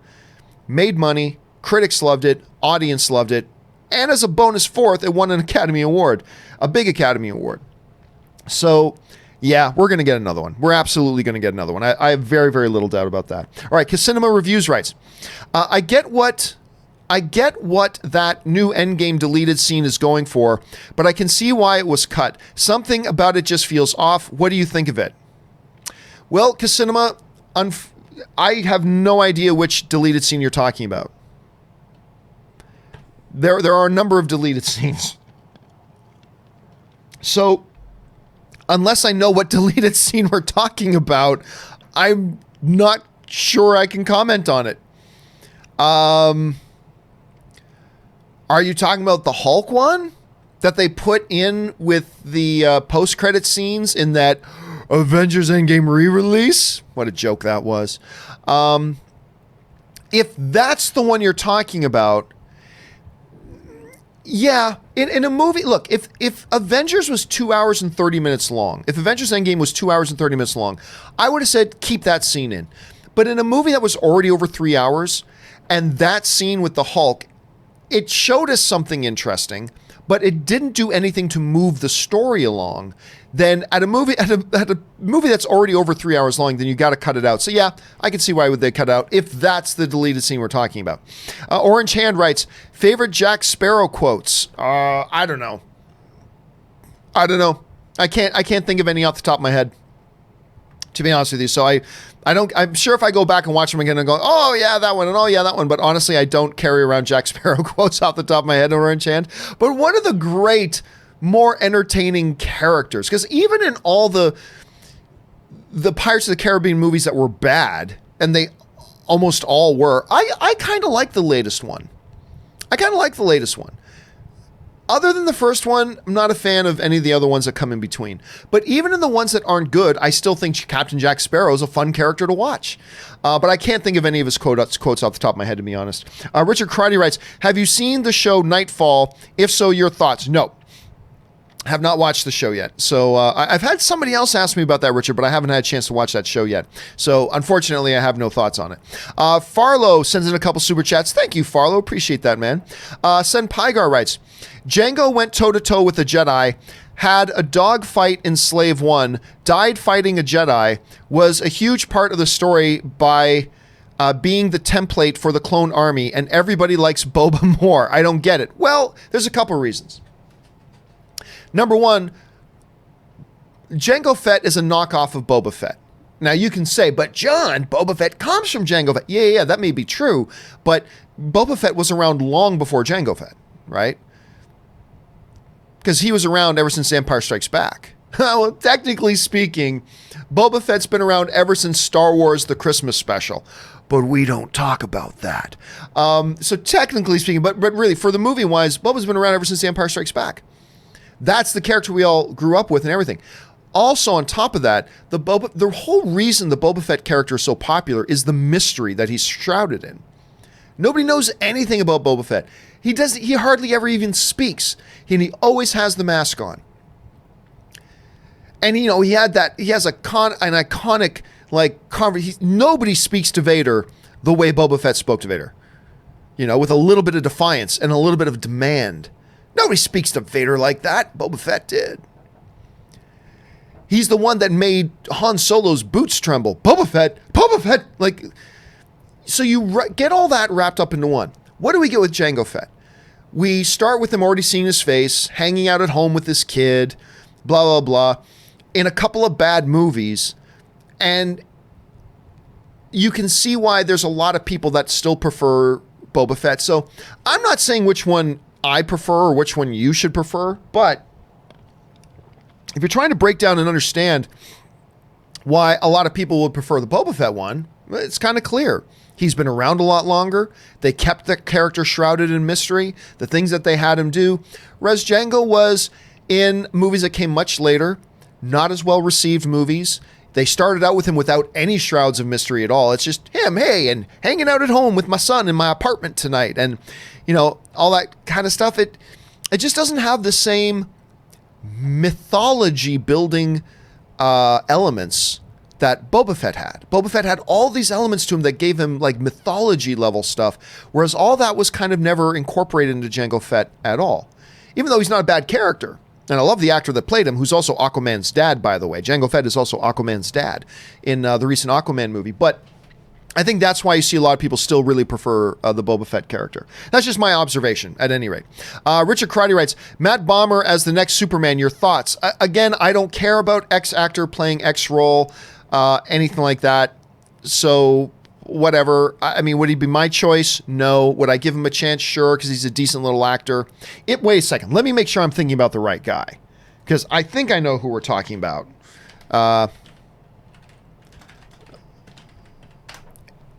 Let me just absolutely make sure that I know who we're talking about.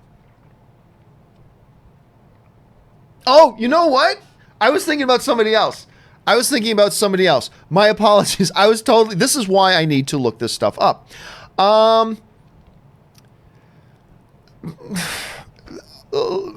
If they announced him tomorrow, I'd give it a shot. Wouldn't be my pick. But then again, I don't really care. I really don't care about. I'll just trust whoever they pick, as long as it's somebody who's a decent actor. Farlow126 writes, is it possible that Palpatine looked old and decrepit during the prequels, but was using force projection like Luke in The Last Jedi to change his appearance? No, I don't think so.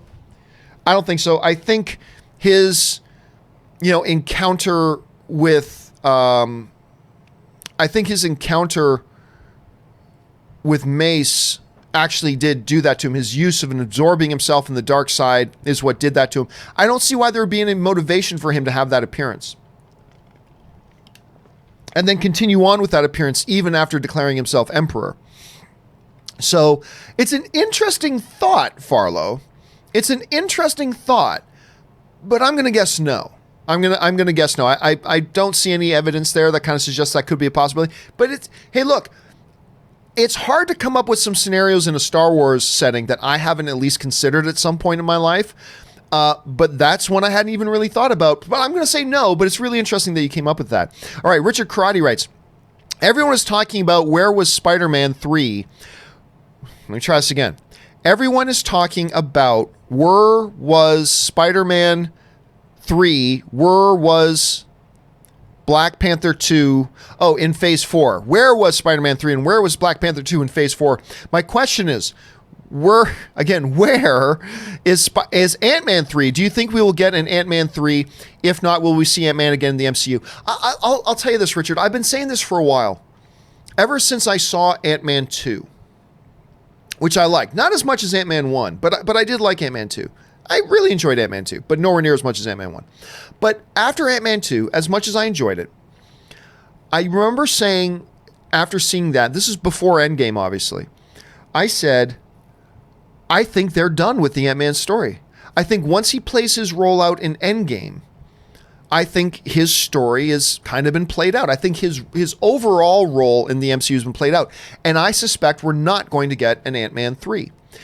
And then you take other things into consideration. While Ant-Man 1 and 2 were both big hits, they're on the lower end of the range of moneymakers for Marvel movies, right? They put out a Captain Marvel one and made over $1 billion. They made a Black Panther one, makes over $1 billion. They put out a Spider-Man one, makes over $1 billion. Well, I mean, the first one made over 800. The first one, Homecoming, made more than either of the two Ant-Man films.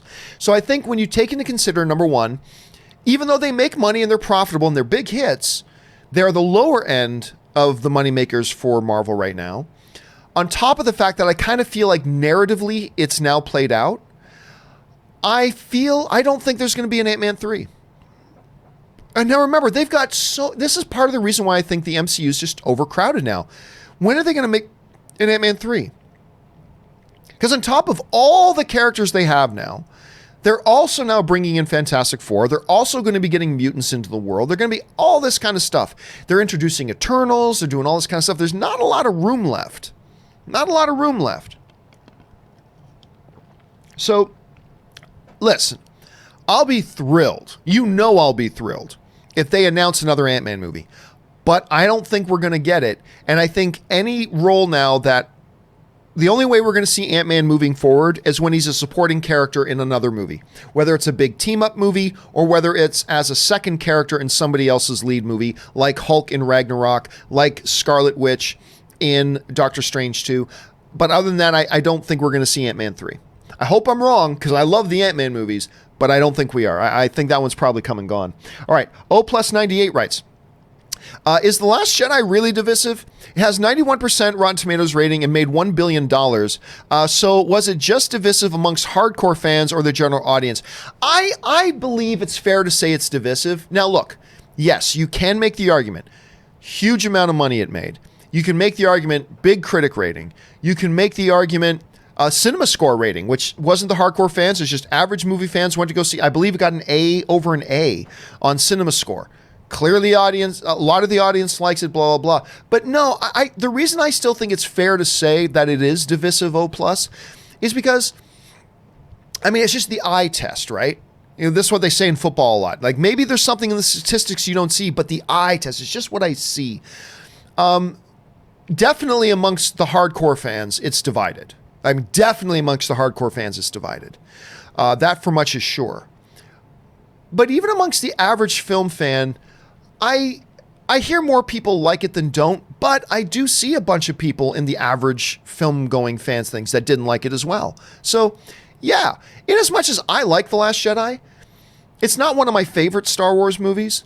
Like, obviously, it's the original trilogy are the best three by a mile. And then I think it's The Force Awakens. Then I think it's Rogue One. Then I think it's Solo. And then I think it's The Last... So I think The Last Jedi is better than all of the prequels, but is the least good out of all the remaining ones. So even amongst myself internally, because you guys, I've talked ad nauseum about all the issues that I do. I still like The Last Jedi. I quite enjoy it, but I do have issues with it. Still, I could see why you'd ask the question. All those things you laid out, O+, totally see why. But yeah, for me, you can clearly see it in the hardcore fans, and just with the eye test, I do feel it a bit amongst the average fans as well. So yeah, I think it is fair to say, it's unfortunate, but I think it is fair to say that The Last Jedi is a divisive film. I think it's fair to say that, I do. O+98 follows up with, and is The Last Jedi case similar to Batman versus Superman? Yeah, I think it's very comparable. Again, another movie that I like, Batman versus Superman, again, I have some issues with it. All that kind of stuff. But I do, with some notable differences like critic ratings and stuff like that. But I think it's very comparable to Batman versus Superman. That one is quite divisive. I think The Last Jedi is divisive. Both films I like, but not everybody does. So, you know, c'est la vie. ZMG Ruler writes, Hopefully Joker is good. Phillips' poor record. I don't think he has a poor record. I mean, he's got some good ones. He's got some not so good ones, but I think he's an interesting choice to direct this. I think he's going to do a good job, and I think Joker is going to be great. Clearly, Warner Brothers is thrilled with this because not only are they taking Joker to Venice, they're also taking it to TIFF, to the Toronto International Film. These are high prestige festivals. These aren't the movies you go and take, you don't premiere, I don't know, you don't premiere Dora the Explorer at TIFF or Venice, You don't premiere Sonic the Hedgehog at Venice. These are prestige level, with some exceptions. These are prestige level festivals, and I think it's clear that Warner Brothers has got a lot of faith in this movie, so we'll see. Dakota Barber writes, finale in Hollywood is my favorite in a Tarantino film. You know what? It's hard to. I'm not saying Reservoir Dogs is my favorite Tarantino film, but it's hard to top that finale.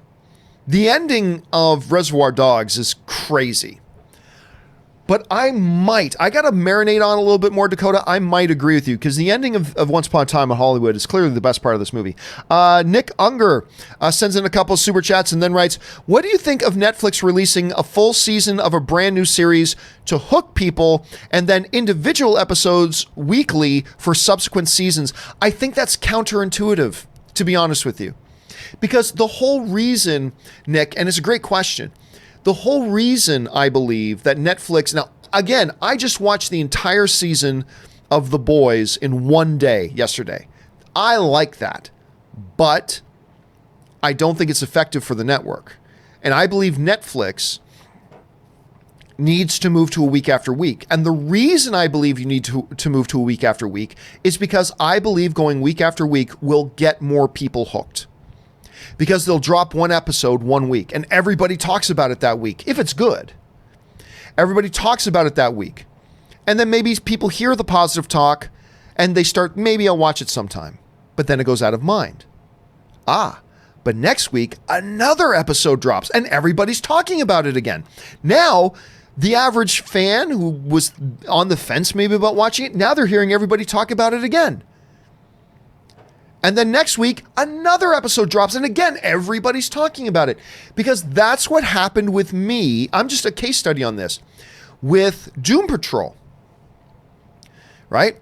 Doom Patrol. Okay, everybody said they liked this. Okay, that's fine. But I still don't think it looks any good. But then everybody talked about it again after the second episode dropped. I'm like, all right, well, maybe I'll think about it. And then everybody talks about it again the third week it comes out. And then finally, I'm like, all right, I'll get on board with this. So you see, to me, Nick, the reason I think you switch to a week after week format is to get people hooked on it, is to get organic buzz, sustained buzz. Because what happens? Punisher season 2 drops, everybody talks about it for 1 week, and then they don't talk about it ever again. You put out Doom Patrol week after week after week, and then somebody like me keeps hearing people talk about it every week. This episode was great. This episode was great. This episode was great. And finally, week after week after week after week, I keep hearing people talk about how great it is. So then I finally cave in and I start to watch it, and I'm totally glad that I did. And that's what got me hooked on Doom Patrol. So I think if your purpose is to get as many people hooked on a new show as possible, that's when you want to switch to a week after week thing, because that seems to be, I think at any rate, and I don't know, I want to see some studies on this, but even just anecdotally, for somebody like me, that is how you get people hooked. So, so I would say you actually got to do it the reverse. But look, hey, they got a lot of experimenting to do, and we'll find out whether that's true or not. But it's an interesting way of looking at it. Thanks for bringing that up, Nick. All right, Thunder Knight writes, will you be at SummerSlam in Toronto? I will not, but Ann will be. So Ann and I and Kaori and Ray and our friend Ryan, we're all going back to, we're going up to Canada for 4 days in August. Just a couple of weeks. I'm going home, which I'm very excited about. So we're going up to Canada, and one of the reasons, one of the little side reasons is because SummerSlam and a big NXT event's going on.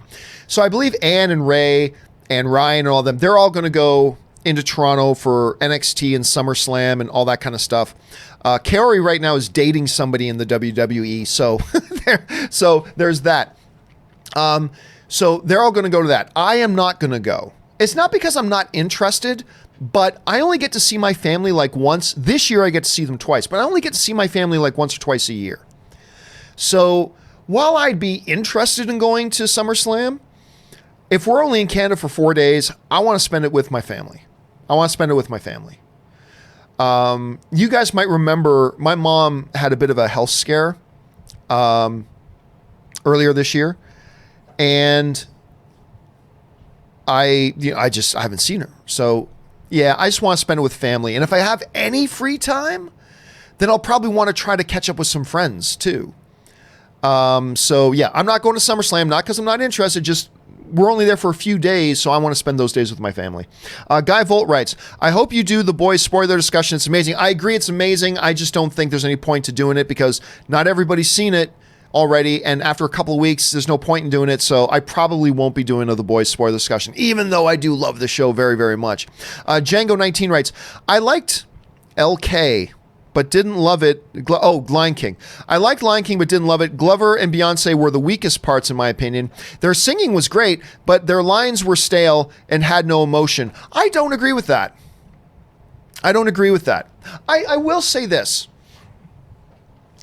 I maybe can see where you're coming from a little bit with Beyonce's lines. Hence why, look, I understand why they cast Beyonce because singing is a big part of it, and Beyonce's a big star, and I get that. But I prefer just getting good vocal actors rather than famous people for animated things. And I didn't mind Beyonce, but if I was going to agree with one of those, Django, I would lean more towards the Beyonce one. I actually thought Donald Glover was pretty good. I really do. I actually thought Donald Glover was pretty good. And I kind of liked, it was a very different incarnation of Simba than, say, the Matthew Broderick one was. But yeah, I actually thought his was pretty good, to be honest with you. But I can maybe see where you're coming from on the Beyonce one. R. Lee writes, Aladdin just hit $1 billion. The higher-ups have to at least be entertaining the possibility of a sequel, right? Oh, absolutely. And I don't want to spoil anything, but I'll let you know the ending of this Aladdin is a little bit different than the ending of the animated Aladdin. And I won't talk about what it is, but it's a little bit different. And the difference in ending, and I said this after I came out of seeing the movie for the first time, the difference in the ending, I believe, opens a much wider door for a sequel than even the original animated did. There's a little detail they changed at the end of the live action one from the animated one that I believe makes it more possible and more conducive to a sequel. With $1 billion, the little change they made, yeah, I think they got to be considering it. I think they absolutely have to be, Arlie. All right, Django19 writes, especially when Nala, going back to the Lion King thing, especially when Nala says, Psh, I laugh in the face of danger. I agree. I think that was one of the weakest lines. I agree with you on that line. That line was one of the weakest lines of the thing. I'll tell you what else.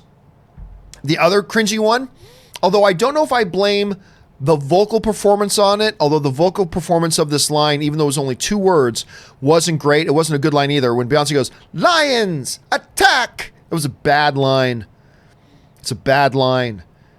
And it was spoken badly. And again, they got a famous person instead of a trained vocal performer to do it.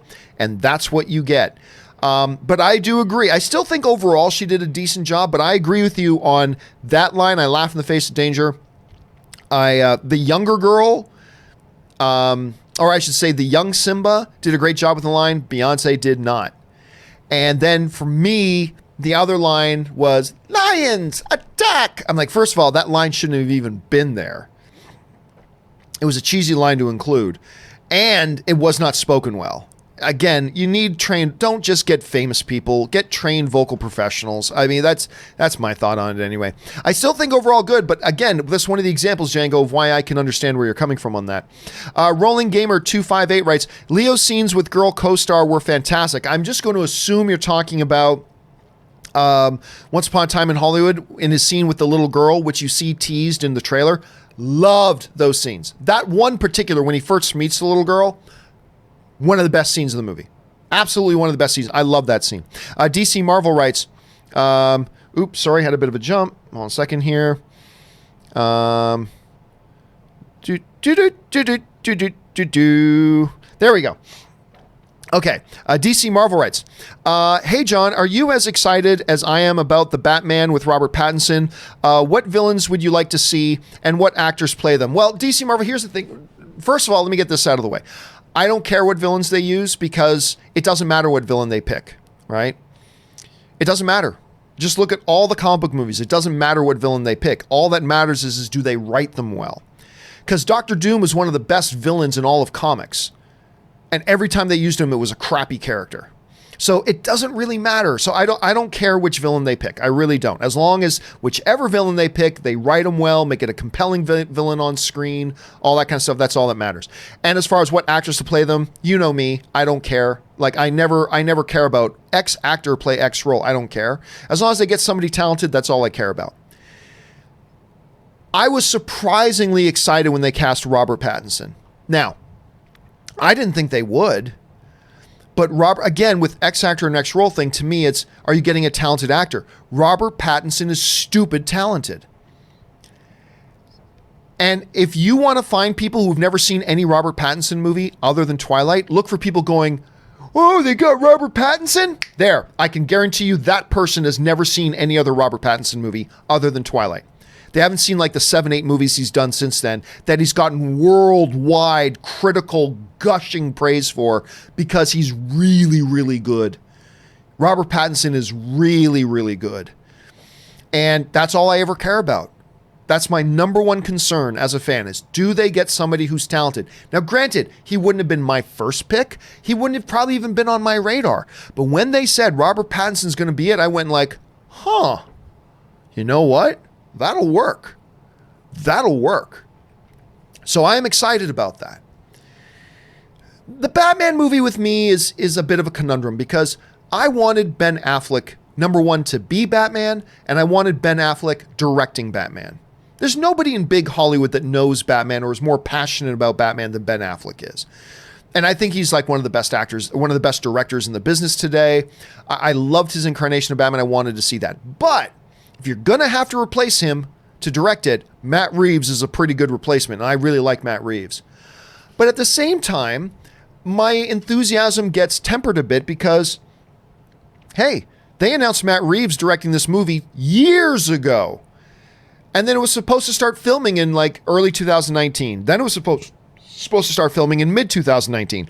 Then it was going to start filming late 2019. Now they're saying early 2020 they're going to start shooting. It's like, and all this type of nonsense kind of saps some of my enthusiasm.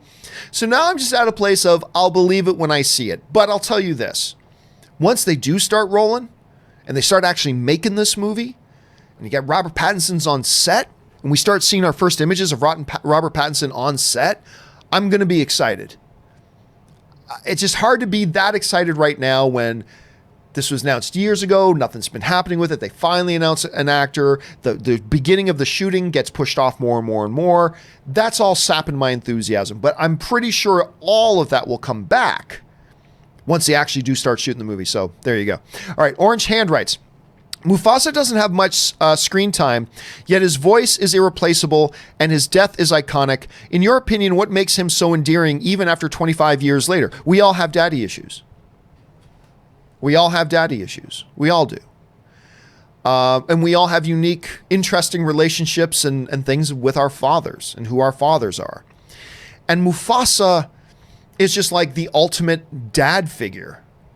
He is, you know, when you got, I mean, because we all like to think my dad can take your dad, but like in that movie, it's particularly in the original animated, it's like even the hyenas tremble. Like, even saying his name makes you shake. Mufasa, ooh, say it again. Mufasa, Mufasa, Mufasa, ooh. You know, because he's the ultimate, he's the most powerful, he's the most overlording, he is the king. And yet, he is tender and loving and just in all ways a great father. The most powerful of powerful. and the most tender and touching, and when they start off with, in The Lion King, it starts with a little fun line. The first line we hear from Simba is, Dad, get up. You said you'd take me with you today. Dad, wake up, right?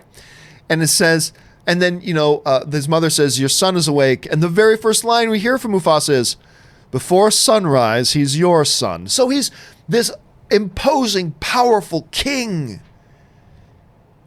Yet he's just a married dude arguing with his wife about who's got to get up with the kid. And then he does get up to be with his son and hang out with his kid. And he's the most powerful and the most tender. And he's like, on that visceral level, I think for us as audience members, it's like the ultimate picture of a father. It's the ultimate picture of a father who would do anything for his child and then dies in the process, the most powerful of figures dying in the process of saving his child. What isn't there to love about that? What isn't there? It's funny. I've been watching this show recently, and one of the lines that often come up, and one of the themes that often comes up is that symbols are important. And even like they say in war, bigger symbols are often more valuable in war than bigger weapons, And with Mufasa, not only is it a great written character, but it's the symbol of Mufasa that I think struck a nerve with a lot of us. And that's why I think he's despite the fact that he's not in the movie a lot, the fact that it made such an impact on us, and then the death of that dad, forever, man, forever. All right. Django 19 writes, which one is better, Jungle Book or Lion King? Jungle Book for me, Lion King for me. I love Jungle Book. But for me, I think Lion King's even a little bit better, but that's just me.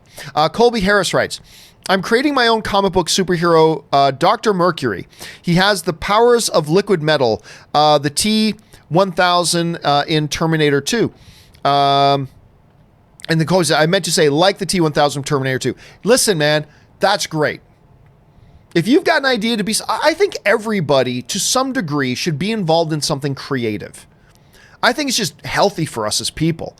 And a lot of people, here's the thing, Colby, a lot of people talk about doing something. Very few people then go ahead and do it. And if you've got an idea to do something like that creatively, good on you. You go for it and you do that, even if nobody else ever sees it. I think even the exercise of doing something creative is good for the soul. I really do. And I think that's good on you for doing that, man. All right, C-Spice writes, hey, John, the Jeff Goldblum Grandmaster tweet is actually fake. Yeah, we've talked about that before. It's done by a fan account. IGN confirmed this. Check the account. No respect. Disrespect. No, yeah, and all the news outlets are running that this is what he wrote. But as it turns out, it wasn't actually him that did it. It wasn't actually him that did, and we talked about that before. So thanks for sharing that again, C-Spice. All right, Brody writes, since the Joker movie has a focus on mental health, would you like to see a villain like ventriloquist in the future Batman movies? Again, I don't care, because it doesn't matter. It doesn't matter. And by the way, for all we know, the Joker movie's going to suck. I think it's going to be great, and I can't wait for it. But for all we know, it might be terrible. Look, themes in a movie are agnostic. Themes in a movie don't matter unless you execute those themes well. You can have two movies with the same theme. A drug-addicted son seeking help from his father, okay? It's a great theme, but it's pointless unless you execute well around that theme. So you can have two movies that have the same theme, but one might be a Best Picture contender and one might be one of the worst films of the year. The same is true, I believe, of villainous characters in comic book movies. Doesn't matter which one you pick. I mean, that's great. Okay, you get Ventriloquist. Okay, great. You get Kang. Okay, great. You get Galactus. That's all well and good, but it doesn't mean anything. It doesn't give one bit of credence to this being a good movie or a bad movie. It's totally middle of the road. It's neutral. It's inconsequential. It's agnostic. It only starts to develop meaning and weight and significance once they write the script around that character and how they use them. So honestly, Bradley, it really, I would have zero excitement nor discouragement from them doing a ventriloquist or any other character. It doesn't matter to me. Now, I'm not going to be disingenuous. Like, I love Apocalypse, and then hearing that they're putting Apocalypse, because he's one of my favorite characters. But so there are some exceptions. I acknowledge that. But for the most part, it really doesn't matter to me because it's irrelevant. It's irrelevant if they get this character. It's irrelevant if they get, KG Beast. It's irrelevant if they get anybody. It's irrelevant. The only thing that matters is, okay, they pick a character, whichever character it is. Do they build a great movie and story and depth of character and great dialogue? And do they make the character compelling? Because as we've seen, Doctor Doom's one of the best comic book characters, probably overall characters, certainly one of the best villains in comic book history. And it's been terrible every single time. Terrible every single time. The fact that it was Doctor Doom didn't save the movie. So that's kind of where I'm at. Let's put it this way. If they said that, I'd be intrigued, sure. But I wouldn't be jumping up and down with excitement upon the announcement, nor would I be turned off or discouraged by the announcement. It all depends about how it gets executed at that point. But thanks for the question, Bradley. All right, next one up. Kamicon writes, over under 3%, Daniel Day-Lewis ends up in the MCU someday. Well, considering he has officially retired, and I don't see him, you know what, as low of a number as 3 is, and I would never say 0, I got a feeling it's closer to 1 or 2%. I'm going to even take the under on that. Not to, like, number one, even if he wasn't retired, I don't see him doing a comic book movie. You add on top of that the fact that he is retired, which, I mean, hey, actors retire and then come back. Maybe that could happen here. But you put those two things together, I got to go under 3%. Jaron Morris writes, you lied and I died. You lied and I died. The trailer, man, you lied and I died. That second trailer is bonkers. Just bonkers. Absolutely. I didn't think it could get better than that first trailer. And then the second trailer is maybe the best trailer to a horror movie ever. And I don't say that lightly, but I really do think that the It Chapter 2 second trailer that we just got might be the best horror movie trailer ever. That doesn't mean it's going to be the best horror movie ever, but if we're just talking about the trailer, one of the best ever. All right, C-Spice writes, I sent in the Goldblum news earlier. Ignore it in your companion video if you want. Also, Once Upon a Time in Hollywood was great. Fun for dog lovers. Oh, it is fun for dog lovers, for sure. In the movie, Brad Pitt has a pet dog, and it's fantastic. Anyway, so yeah, no problem with that. And again, I don't know if I would, for me, I don't know that I would say Once Upon a Time in Hollywood is great. But it was certainly enjoyable and certainly had great moments. That at the end of the day, I walked out being, pretty damn pleased with it. Pretty damn pleased with it. All right. Goran Stefanovsky writes, you think Jane will be the one and done as Thor? How Feige talked about it, they announced it early, and there's a lot of backlash. I'm fine if she OG hero. Well, let's put it this way. Kevin Feige doesn't give an F. Doesn't give 2 squirts of piss care about what people say about his ideas. That's what makes Kevin Feige Kevin Feige. He will live by his sword and he'll die on his sword if that's the thing. But he's going to do what he thinks is good for the movie.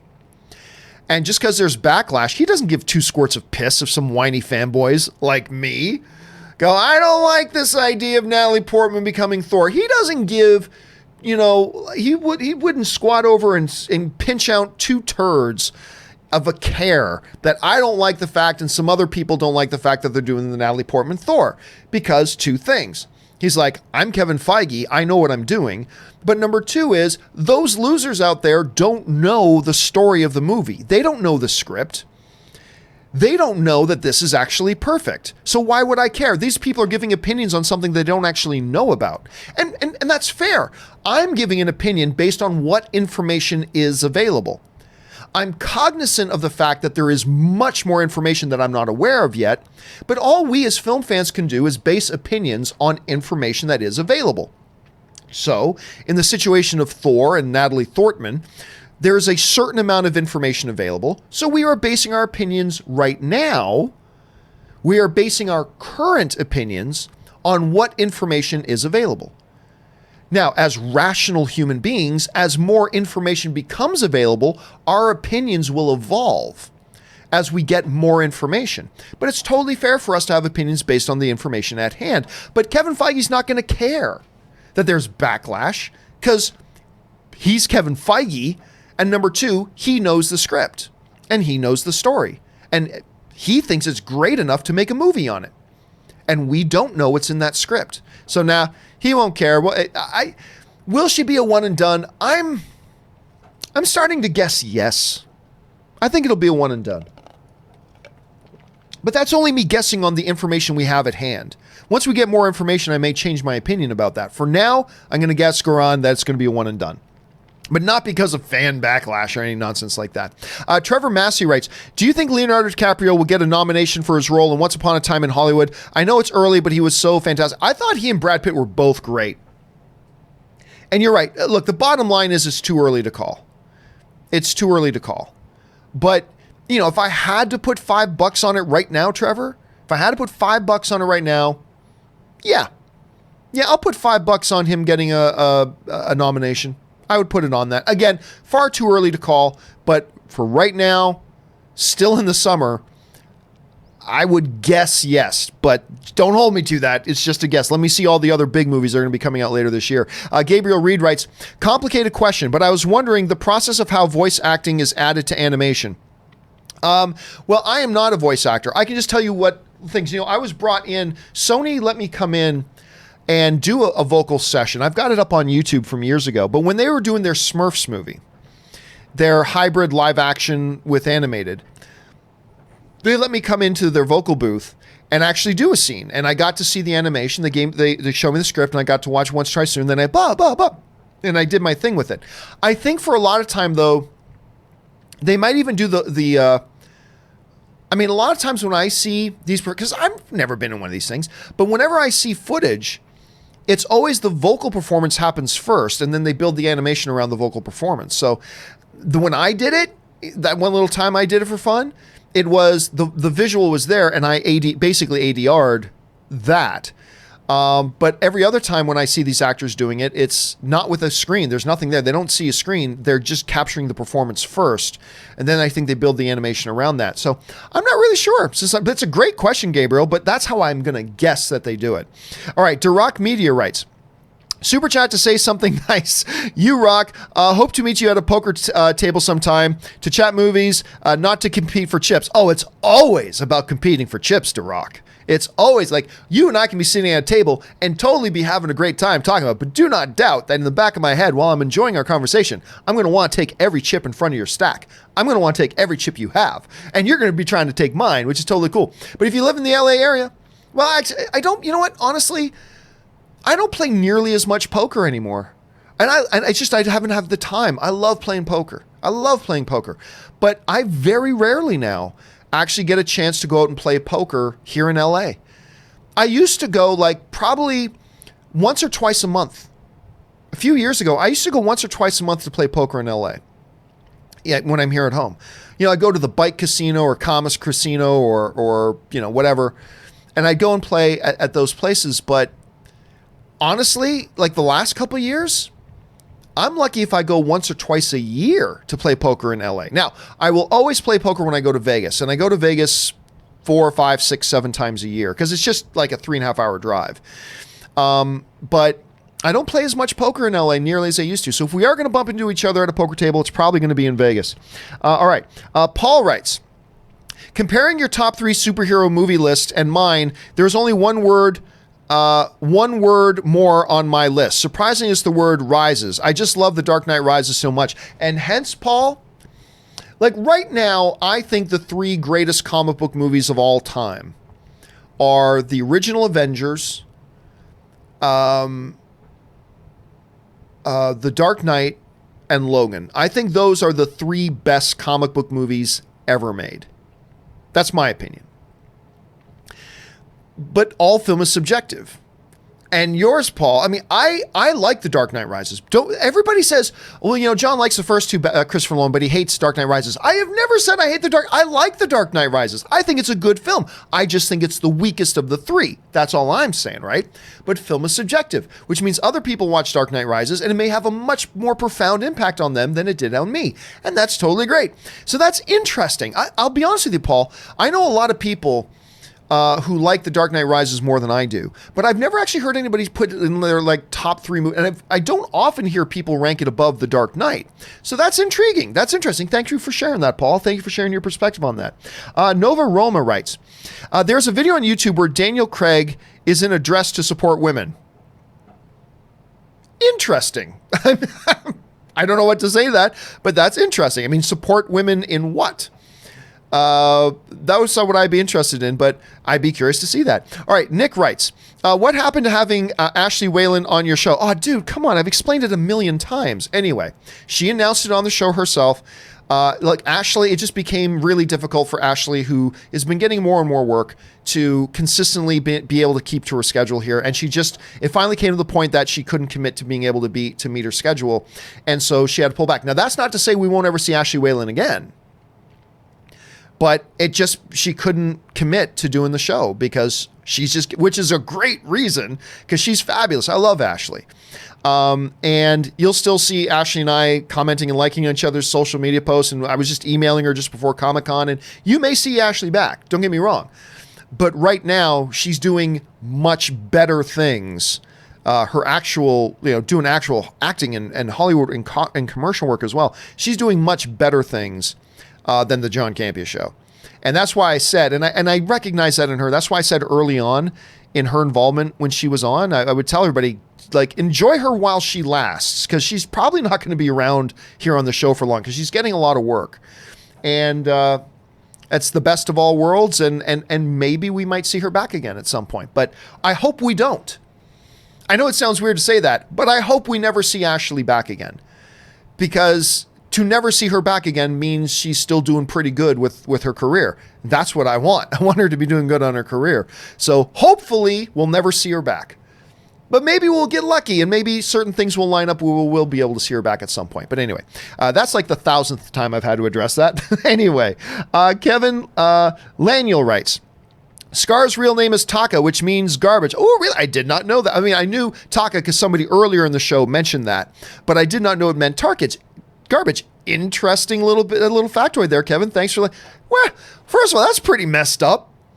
I was saying earlier, it's pretty messed up to name your kid Scar. And I'm going to name my kid Missing Left Leg. To name your kid garbage. Wow. I got to tell you what, Kevin, I got to start questioning Scar and Mufasa's parents' their qualifications to be parents if they're naming their kids garbage. That's kind of means Scar was off to a bad start. Anyway, thanks for sharing that, Kevin. Jonas Haju writes, what you hope the series What If is about? I don't care. I really don't.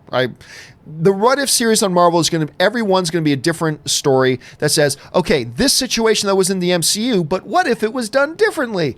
I really don't care. I really don't care. But I am, Jonas, very curious to see what they do. I'm very curious to see what they do. I'll be honest with you, I'm not super excited for the series, but I think it's an interesting idea. And the fact that they're doing an animation is a perfect thing to do it on. So we'll see how it all turns out. But I'm intrigued by it, my friend. All right, Hardy Buck 4 writes, come on, John. Even Seth Rogen called out Benioff and Weiss for not attending Comic-Con. Stop trying to deny it.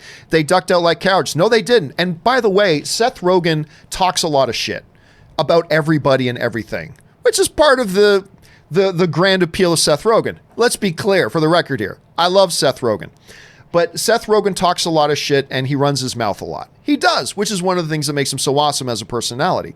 And there was also kind of a joking thing to it. But no, they clearly didn't. Look, bottom line here. If you want to reject all logic, then fine, you can believe that. But if Benioff and Weiss didn't want to go to Comic-Con because they didn't want to face the heat, even though these things are always giant love fests, which is ridiculous, then they simply wouldn't have agreed to go in the first place. Or they would have backed out a month before or whatever. The fact that it had to be at the last minute, which they knew would make it look like they're dropping out just to avoid it, that makes no sense. I'm sorry, it's just logic. It's just pure logic. If you or I were afraid of backlash, even though these conventions are always love fests, just look at Star Wars Celebration. Just look at that. Always no matter who they bring out on stage, even if it's something that people hated in the movies, it's a giant love fest. But if you or I, being even remotely rational, didn't want to go to that to face the music, even though at this thing there wouldn't have been any music to face, even if you wouldn't back out at the last second, you, as a rational human being, you would have just not agreed to go in the first place. Or you would have backed out a month before Comic-Con or 3 weeks before Comic-Con. If you were just afraid to go, or if I was just afraid to go, that's what we would have done. We wouldn't have put it off to the last second and just announced at the last second, which looks bad, right? It looks bad to back out at the last second. It would be totally counterintuitive to what you're trying to accomplish. It makes no logical sense. So I get it.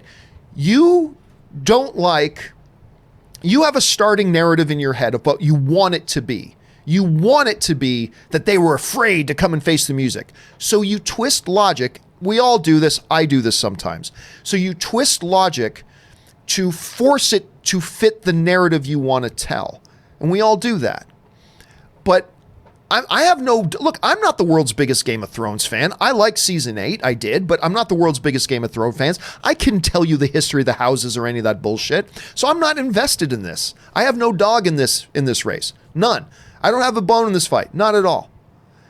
But logic dictates that if you weren't going to go because you wanted to avoid the backlash, then you just wouldn't have committed to going in the first place, or you would have backed out weeks earlier, not a couple of days before, because that looks bad.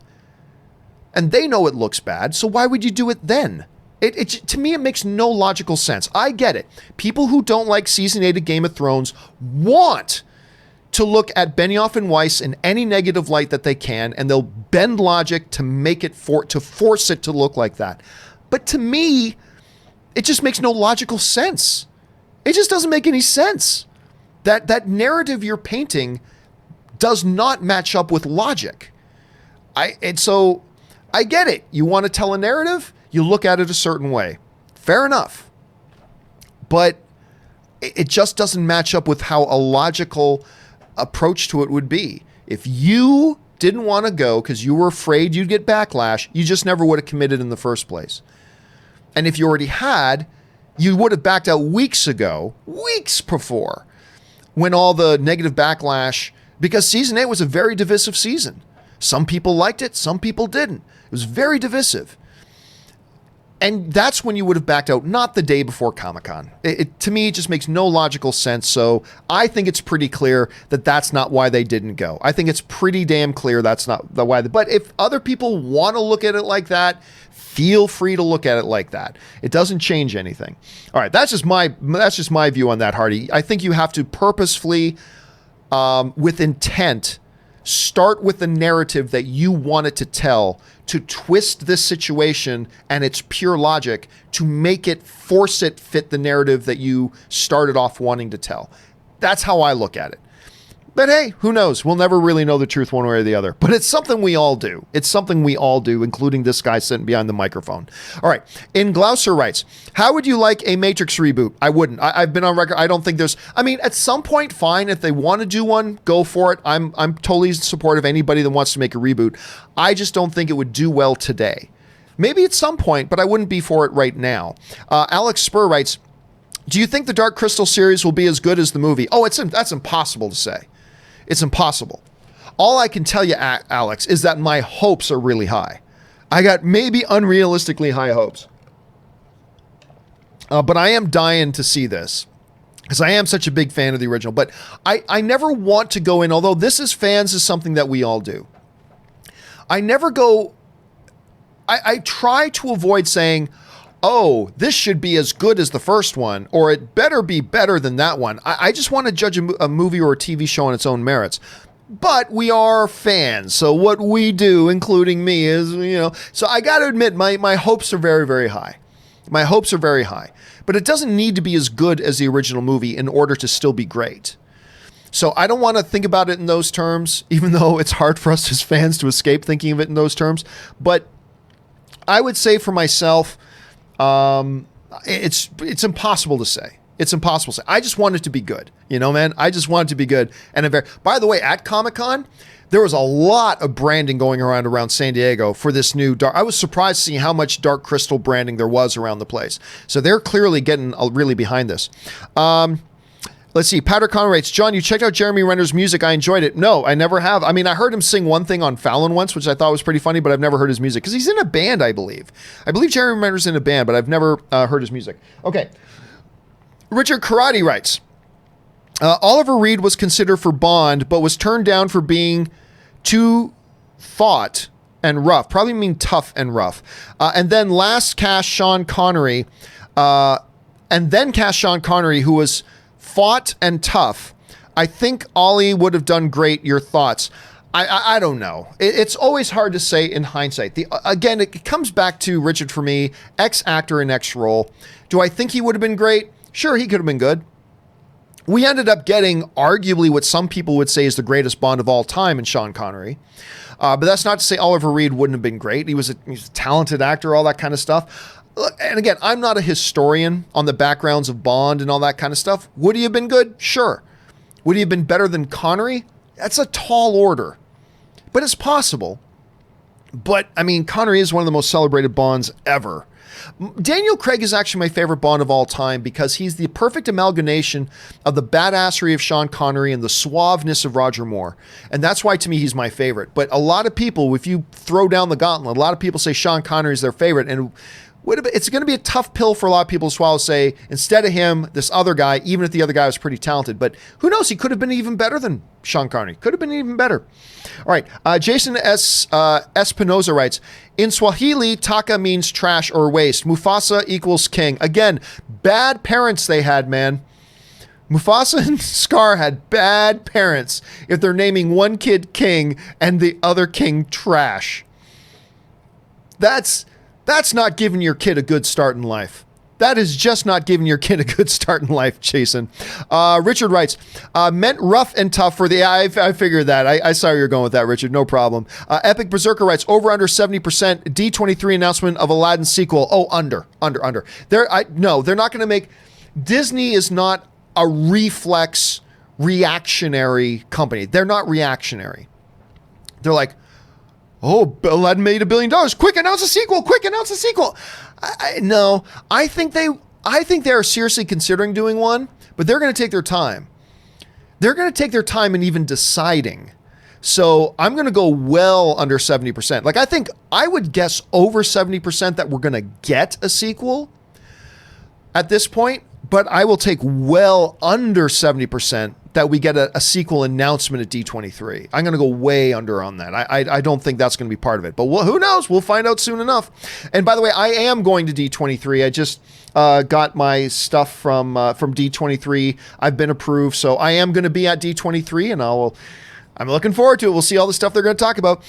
Last one I'm going to take before taking up. We've gone now 2 hours and 20 minutes today. I need to take just a short break for my voice and, again, to refill my cup. So we're going to do this question, then we're going to take another short 5-minute break, and then we'll be right back to finish off what we've got.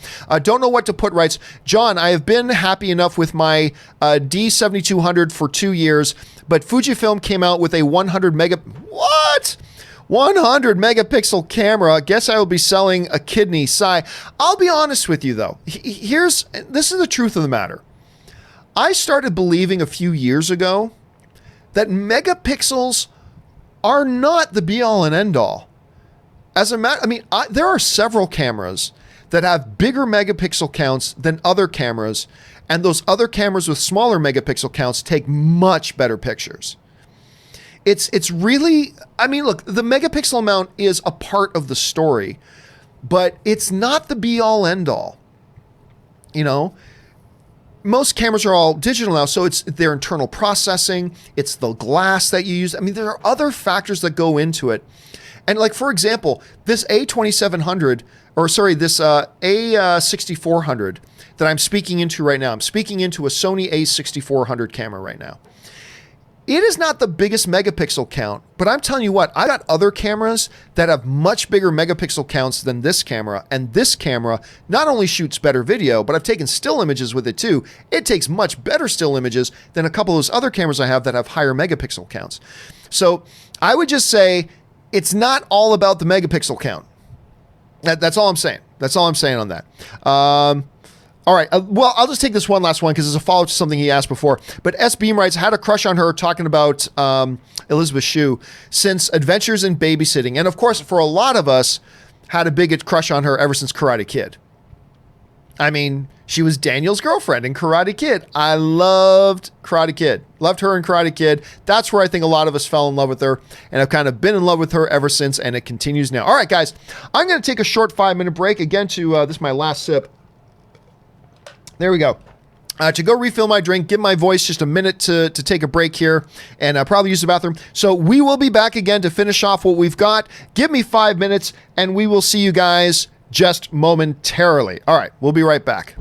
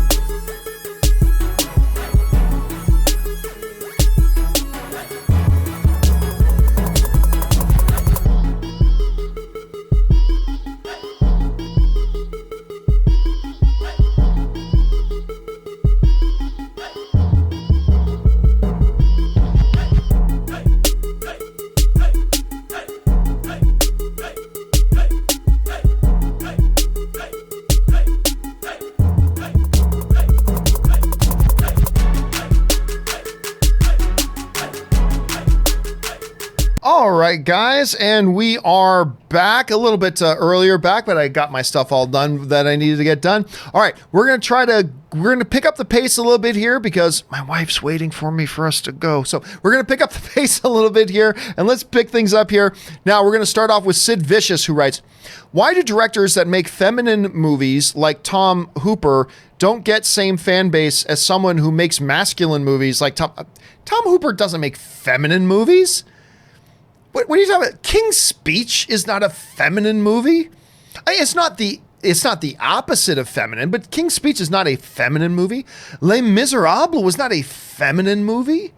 You're talking about, now, you could make an argument that maybe The Danish Girl was. You might be able to make an argument for that. Okay, I'll maybe give you that one. But it's not that. It's just that Tom Hooper makes more dramatic, classic film. Things like The King's Speech. I mean, Christopher Nolan, I mean, it's genre and it's comic book and stuff like that. Scorsese will have like a rough and tumble violence and stuff like that. But also Scorsese has a bigger fan base because he's been around forever. Christopher Nolan's got his fan base because he can't burst onto the scene. I mean, yeah, I did Memento and stuff like that, but he burst on the scene with Batman films. Tom Hooper's just been doing Academy level stuff. And there's a lot of directors like him, but Tom Hooper does not make feminine movies. Like, unless you're saying that anything that doesn't have a superhero or gang violence is therefore a feminine movie, I guess if you want to go by that kind of a definition. But, I mean, Les Mis is not a feminine movie. King's Speech is not a feminine movie. So they're not the opposite. They're not anti-feminine either. I'm just saying those are just great movies, but they're artistic movies. These are the movies that aren't as popular as, like, an Inception, or aren't as popular as a Batman or Dark Knight, you know? But I would not at all put Tom Hooper's classification as making feminine movies. I don't understand. I don't agree with you on that one, brother. I don't agree with you on that one, my friend. All right, Kirk Gator sends a super chat. Thank you, Kirk. I'm upset, writes, curious, in Andy Serkis or Travis Knight directing Venom 2, like, are you asking if they are, or who would I prefer? I doubt either of them were. I'd be down for Andy Serkis doing a Venom 2. I love Travis Knight and what he's done. Clearly, obviously, with Bumblebee, Kubo and the Two Strings. Yes, but I think Andy Serkis might be a little bit of a better fit for that. I mean, if I'm understanding your question right. Ruben Saldana writes, whatever happened to Johnny Depp's City of Lies? Good question. It got delayed, and then it got delayed again, put it on the shelf. I have no idea. That's a really good question. I have no idea what they're going to do with that at this point. I don't know if they did that because of problems with the movie. I don't know if they did that because of the drama going on with Johnny Depp. Just don't know. We'll have to wait and see how that turns out. But that's a question a lot of people are asking right now, Ruben. Django19 writes, was in a theater when A Beautiful Day in the Neighborhood trailer came up, and some guy was laughing uncontrollably and says, who the F wants to see that? Well, I mean, hey, listen, that's everybody. There's going to be somebody who would say that about a new Avengers movie. There are people who would say, who wants to see that? I mean, they're probably like, the theater I was in, there was applause when that trailer played. I mean, you don't often hear applause for a trailer, but there was applause when that trailer played. But there's going to be, yeah, it's not every movie's for everybody. Right? And there's going to be people like that, Django. There's going to be people like that. Chris Maldonado, it just sends a super chat. Thank you, Chris. Santez Henderson writes, I'm glad I'm not the only one that has a problem with the Netflix model. They do a very crappy job with their advertising and their shows, with their shows, Stranger Things aside. Yeah, Stranger Things, they go to the hilt on. I mean, they really market that stuff. But if you're going to be crappy at marketing it, you probably should really go to your week to week, so hopefully get a word of mouth thing going. And it's difficult to do that when you just drop it at once. It's sad to say, but I love The Boys, and I'm probably not going to be talking about The Boys 3 weeks from now. I mean, that's just the reality. 3 weeks from now, we're not talking about The Boys anymore. Whereas if it was a week by week release, we'd be talking about it for 2 or 3 months. Right? 2 or 3 months straight as new episodes come out. Instead, I'll probably talk about The Boys a bit this week, and then probably not going to talk about it again. And that's a real unfortunate part about the binging way of dropping it. Epic Berserker writes, have a good weekend, John. Don't work too hard. No need to be stressed out from certain videos from people. You're great, sir. Your knowledge only matters. Well, thank you so much. I appreciate that. And again, it is important to me to do companion videos as quickly as I can because you guys send in the questions and you support the channel when you send in the questions. So I want to get to those as fast as I can. But it is true, once in a while, some things come up and I'm not able to get to it as quickly as I like. So it does look like at this point, probably have to wait for until Monday to get caught up on those companion videos. And I do apologize for that. And because you guys, I want to honor and respect you guys when you send in these questions and you support the channel as you're doing it. And I want to honor and respect that by getting them as fast as I can. I try to get through as many as I can in the actual show. And if there are leftovers, I want to get to those as fast as I can. But yeah, we just had a couple of weird circumstances that's kind of delayed it. But we will get caught up on Monday. Don't worry. There will all be, by the end of Monday, we will be all caught up. 100% will be all caught up. All right. But thank you for the sentiments, man. I appreciate that. Gaytan Fowl writes, The Lion King, 75 million, 60% drop, 40 million for Tarantino. That sounds about right. Because I think the Tarantino, yeah, I like that. I'm going to say generally, I mean, I think it'll be a little bit different, but generally speaking, I think that's not a bad guess, Gaytown. I think that's actually a pretty good guess. Sam Whiskey writes, Space 1999, The Greatest American Hero reboots. Well, they've been talking forever about a Greatest American Hero reboot. Except that the lead character was going to be a woman this time for Greatest American Hero. Look, for those of you who don't know about Space 1999, I watched that when I was a little kid. And it's basically there's a moon base, a base on the moon, and then something happens to the moon where it gets blown out of Earth's orbit and sent into deep space, and it follows these people still on this moon base, right? It's one of the coolest ship designs in history. One of the coolest ship designs in history. But we should be getting a Greatest American Hero reboot. John Michael Lozada writes, better LA Love Letter, La La Land, or Once Upon a Time in Hollywood? La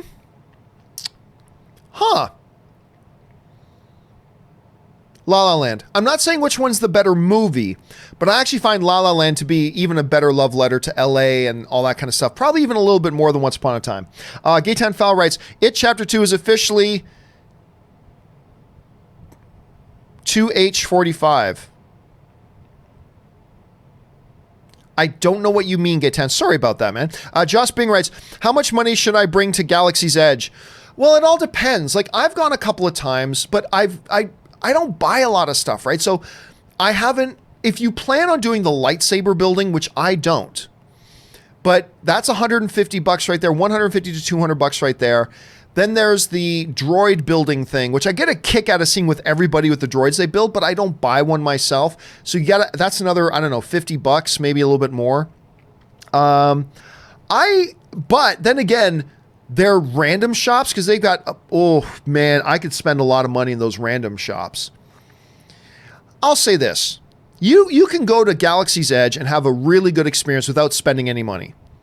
If you want to, minimum $200 if you want to do the lightsaber thing, probably $300 in total. But I have not really spent any money in Galaxy's Edge.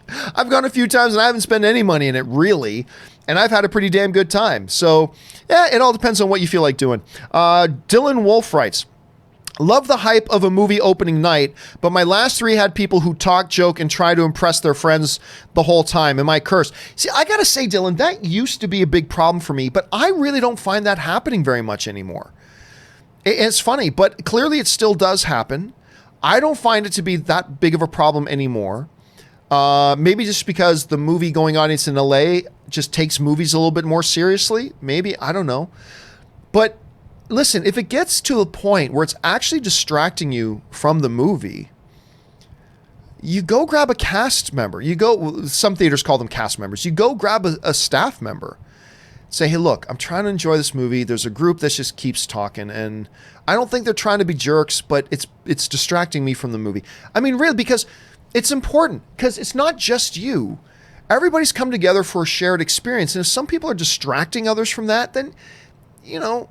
And you know what? Here's the other thing, too. I think there are times, I really do, that people are distracting others and maybe not realizing, maybe aren't self-aware enough to realize they're hurting the experience for other people. I gotta believe most of the time it's not people going, I don't care if I hurt other people's experiences.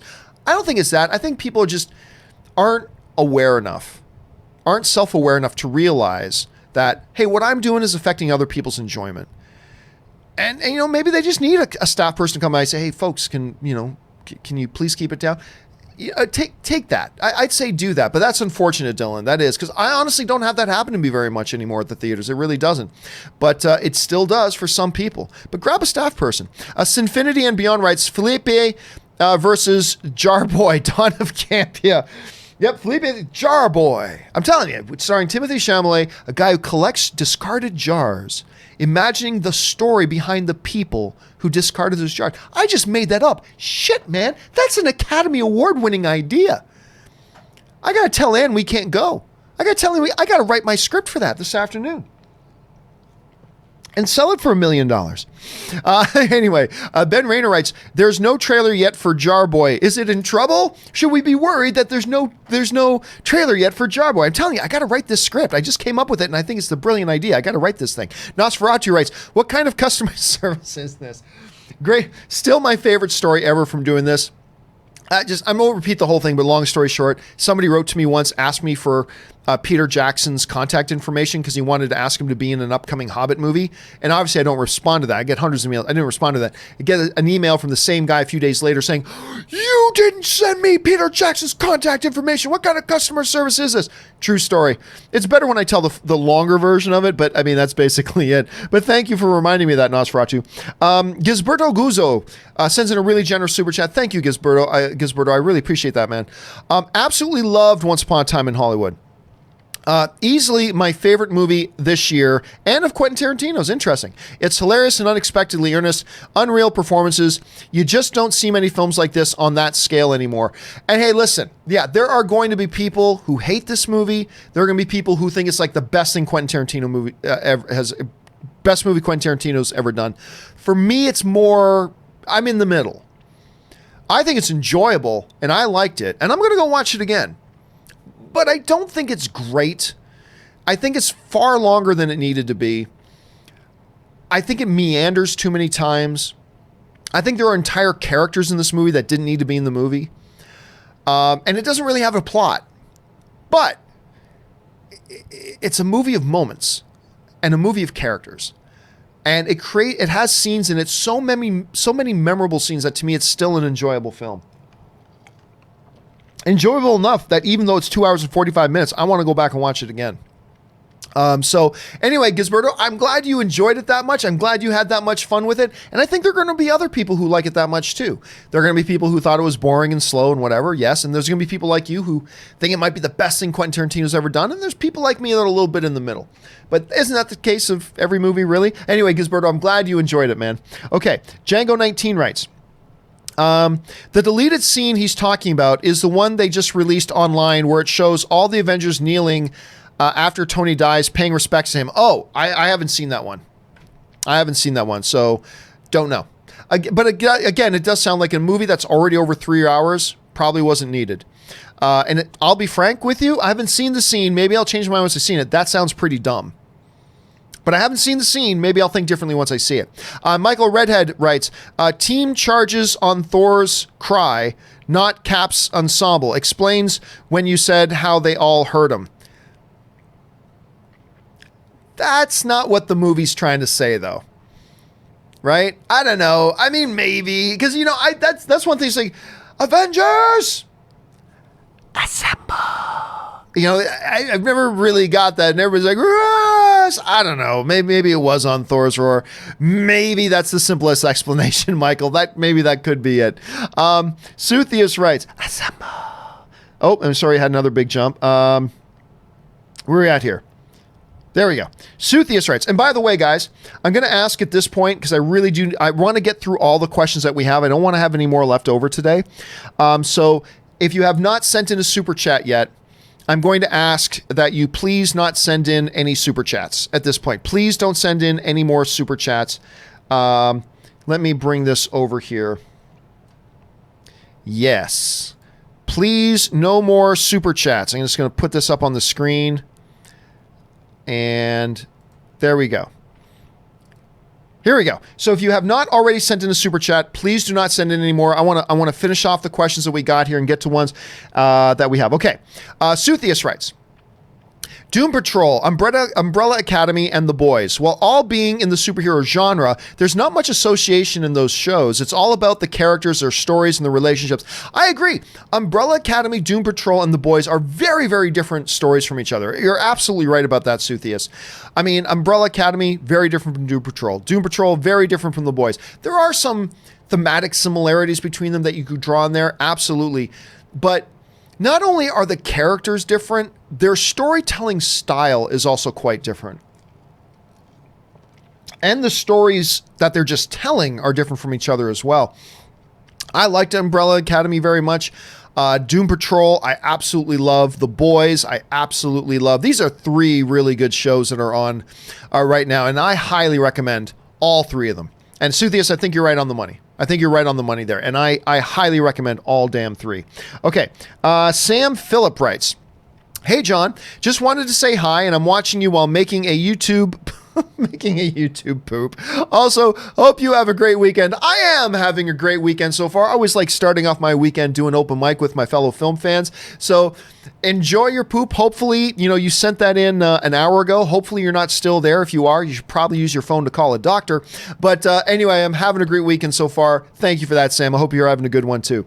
All right, Gisberto Guzzo writes, "Love your show. Been watching every day for 7 years." Oh, thanks so much, man. I appreciate that. That's going all the way back to the AMC days. You're a huge inspiration to me. Thank you for all of your hard work and the countless hours of entertainment. Well, no, seriously, the honor, Gisberto, is mine. The fact that, look, I clearly want to come and talk about movies with people. But the fact that you guys would also come and hang out with me as we do it, you take time out of your day, you want to come and contribute your own thoughts, not just in the super chats, but also in the regular live chat board, talking to each other, all that kind of stuff. It's great. It's great. I like, the honor is totally mine. The honor here is totally mine that you guys would do that, be a part of the conversation, and I appreciate it, man. I appreciate it a great deal. And sorry, just having a technical glitch over here. Give me a second. Shouldn't hurt the show though. Let me just get this fixed so it doesn't affect the show. Okay. Anyway, so yeah, man, thank you. And thank you for being around since, obviously it's been a wild journey for me, going from movie blog, AMC, all the way up to here. But thanks for being a part of it, man. The honor is mine to be a part of the film fan community. Suthius writes, "Saw Geostorm and I liked it. I'm a simple guy. Hey, look, Geostorm is horrible.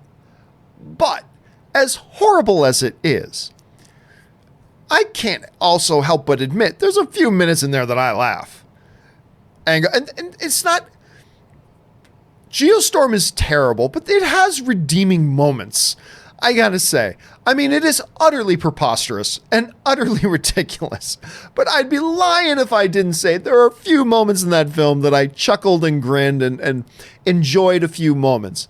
Still would love to wipe it away from my memory, but overall there's enjoyable moments. And if those moments were bigger for you, Suthius, that's great." Mike Hill writes, "Over under 25%, we see Superman again within 5 years?" Oh, yeah. I don't know that I'd say over 50%, but if you're going to go as far as 5 years and as low as 25%, Mike, I'll take the over 25% on that. At 5, maybe not over 25% in the next 2 to 3 years, but at 5 years, that's a long time. And 25%, that's a low number, so I'll take the over on that. C-Spice writes, "Would you recommend The Runaways?" Absolutely. Absolutely. I really enjoy The Runaways. I like that show a lot. It's a very different kind of show for the superhero genre and all that kind of stuff. I dig it quite a bit. My wife and I, we watch that show. We've watched both seasons. Looking forward to seeing what they do in season 3. All right. BW Rosa writes, "Secret Wars or Secret Invasion, what comes first, and what movie may be the first to hint at one or the other? Recently turned the big 4-0 on 7/25. Oh, so you just recently had your birthday, BW. Happy birthday, man. I hope you have a great, wonderful year, and I hope you had a fabulous birthday. I'll be honest with you. I don't think we're going to get either Secret Wars or Secret Invasion. I think we will get elements of those stories. But look, if you're aware of what the MCU and where the MCU is at right now, you know the problems that creates for both Secret Wars and Secret Invasions, right? The movie universe is different from the comic book universe. But I do believe we're going to get elements of those movies brought in there. I do. I think we're going to get elements of those. But I'll be honest, I don't know that we're going to get straight up a Secret Wars movie. Now watch, D23 in just a couple of weeks. Ladies and gentlemen, we're excited to announce Avengers, Secret Invasion. Watch this. It's just in the next couple of weeks they're going to announce it. But off the top of my head, I'm going to guess we don't, but we do get thematically elements from those brought into the movies at some point. And again, happy belated birthday, man. Goran Stefanovsky writes, T4 begins filming in New South Wales, Australia in August of 2020. I meant if she's an original hero, I'm down but not replace. Oh, Thor 4. Okay, guys, please don't use abbreviations. Please say Thor 4. T4 begins filming South Wales, Australia, August 2020. I meant if she's original hero, I'm down but not replacing Thor. Yeah, I'm hearing a number of people saying that. And look, I am not excited about this whole Natalie Portman idea. I'm not really excited about it. You guys know that. But I am a big fan of Natalie Portman. I'm a big fan of the Thor franchise. I'm a big fan of Taika Waititi. So while I am not thrilled with the news, there are things they could do, Goran. Like, as you're pointing out, there are things they could do that could be awesome. And again, I don't know the script. I don't know what they're going to do, and I don't know where they're going to go. So I'm not going to get too worked up either way. Right now, with what little bit of information I have, I'm not so excited about it. But as you point out, there are things they could do that could turn that around pretty quickly for me, right? So let's just wait and see. We'll wait and see. J Meister25 writes, listening to the song Grand Finale by Alice Cooper. I can't remember that off the top of my head. I've met Alice Cooper a couple of times, by the way. Rich's Movie Trailers writes, keep up the good work, John. Thank you, Rich's. I appreciate that, man. It's always nice when people want to send stuff in just to say hi and be nice. Movie Trivia Schmodown writes, when will you return to the announcer's desk on the Schmodown? Huh.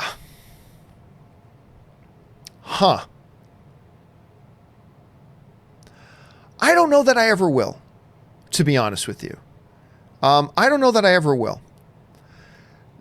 Now, it's funny you mentioned that. Me and Christian Harloff, Christian was just on my panel at Comic-Con. He and I just actually had lunch the other day. Now that we're back in LA, we went and had lunch the other day. But I don't know, man. Don't get me wrong. Me and Christian were both talking about the fact that I used to love he and I doing calling the matches together. We had a blast doing it together. I particularly liked it when it was the three of us, when it was me and Christian and Mark. But yeah, Christian, I used to love calling those matches with Christian. Christian and I would always have a really, really good time doing it. But I'll be honest with you, I don't know that I see it happening again. I just don't know how I have the time. And right now, look, I'm not sitting here to trash talk anybody, but I'm very public. I don't really want to be associated in any way with the last place that I worked. Again, no trash talk, none at all. I'm just saying, you guys already know this. And even though Christian has taken the Schmodown and it's its own thing, it's still very much associated with the last place I worked, and it's manned and staffed by a lot of the people who still work at the last place that I used to work. And, it's just a personal choice that I've made, that I want to make sure that, there's still never any confusion. I kid you not. There are still people to this day it's been a couple of years now. It's been 2 years. And I still to this day will get the odd message from people that says, wait a minute, you're not at that place anymore? I mean, I still get it. You would think I wouldn't, but I do. So I don't think it's going to happen. But I love seeing what Schmodown is doing. I love the success that they're having. I'm thrilled for it. I really am. And I did very much enjoy doing that stuff, but I probably don't see myself doing it anytime soon, to be honest with you. Anyway, Gabriel Reed writes, wife is still gone, but my hot toys are still with me. I don't, is she on a trip? I can't remember. But hot toys, my friend, just ask Robert Meyer Burnett. They are forever. Angel Lopez writes, finished The Boys last night. Amazing. Season 2, please. I binged it all in one day. I finished watching the final episode at 2 a.m. in the morning. 2 a.m. But I just couldn't stop. I had to finish it off. I just couldn't stop. And I'm with you, man. I cannot wait for season 2. Jared McBride writes, John, what are your thoughts on Hasbro rebooting the Power Rangers movie? I really like the cast from the 2017 movie. It's sad they're not doing a sequel, but it totally makes sense. The movie completely flopped. You got to reboot it. If you're going to do another Power Rangers movie, you got to reboot it. Because nobody went to go see this one. So hold on a second. 2017 box office. I just want to get a gauge on this. The movie, oh God, this movie really cost them a lot of money. Worldwide, the movie made $142 million. It probably lost over $100 million. It probably cost them over $100 million. Which is huge. So, hey, guess what? I thought that movie was going to suck. I think this Power Rangers movie is a stupid idea. It's going to suck, blah, blah, blah. And I liked it. This is why it's okay to have expectations, but then you got to leave those expectations at the door and then just judge the movie on its own merits. I thought that movie was going to be horrible. I said for a whole year, this movie's going to suck. This movie's going to suck. Because it looked like it was going to suck. But then you know what? I went in and I watched it and I was like, you know what? I thought that was pretty good. Never would have guessed. But the fact of the matter is this. It tanked. And tanked horribly. There is no way, if you're Hasbro, that you just make a sequel to that. There's no way you can do that. If you even propose that at Hasbro, you're losing your job because everybody's going to think you lost your mind. I had fun with the movie, I did, but there's just no way. There's no rational way you can just do a sequel to it. If you want to do more with Power Rangers, you got to reboot it and try something different because that one clearly did not work. Even though the movie was pretty good, it flopped horribly. Horribly flopped. And there's just no way you can go back and do that again. Anyway, Lord Doorknob, I like the name. Lord Doorknob writes, what gets beaten first? The number of Oscars won by a movie, 11 being the record, I believe. That is the record. 3 films have that. Or Endgame box office record. Ooh. Huh. Okay. Taking out the fact that Endgame is going to have its record broken in the next year or so because Disney is going to re-release Avatar. Disney is going to re-release Avatar so they can say, when it comes time to market Avatar 2, come return to the world of Pandora and the sequel to the biggest box office movie of all time. They're going to want to do that for their marketing. So Disney is going to re-release Avatar, and it's probably going to take over the number 1 spot again. But take that out of it. Just take that out of it for a second. I believe the number of Oscars won by a movie, 11, I believe that's the one that'll get broken first. It's going to be almost impossible to do it. But it's also going to be almost impossible to break that $2.8 billion mark at the box office. So I'm going to guess, if I had to pick one, that the Oscar one gets beaten first. Gaetan Fowl writes, I'd love to see John Krasinski and Emily Blunt take a crack at Mr. Fantastic and Sue Storm. Well, everybody's been saying that forever, man. We've had people writing that forever, especially after Quiet Place came out. I mean, I feel like every time I see a fan casting for Fantastic Four, I'd say at least half the time, for every single fan casting I see, at least half the time, it's John Krasinski and Emily Blunt as, Mr. and Mrs. Richards. It just seems like it's that every single time. So you're not alone, my friend. Gavin, you are not alone. All right. Final question of the day. And our final question of the day comes to us from, where are we at? Steve James writes, Campea Cinematic Universe Phase 1, Jarboy, Jesse's Dick Hair, Crab L, and the Foot of Feige, and Felipe the Sentient Dancing Microphone. You know, I sometimes forget how many times I come up with these fake movie scenarios, and then you listen. That's right. Can somebody make me a poster for that? If anybody of you are really, really talented artists or whatever, and you just want to make, Campea Cinematic Universe Phase 1 poster. Jar Boy, Jesse's dick hair, Crab L, the foot of Feige, and Felipe the sentient dancing microphone. I would love to see it. I would love to see it. But anyway, thanks for keeping track of all that, Steve. All right, guys, that will do it for today's installment of Open Mic on this Saturday. Go forth, guys, and have a fabulous weekend. Don't forget, tomorrow, 11 a.m. Pacific Standard Time, we're going to have another general open mic like this.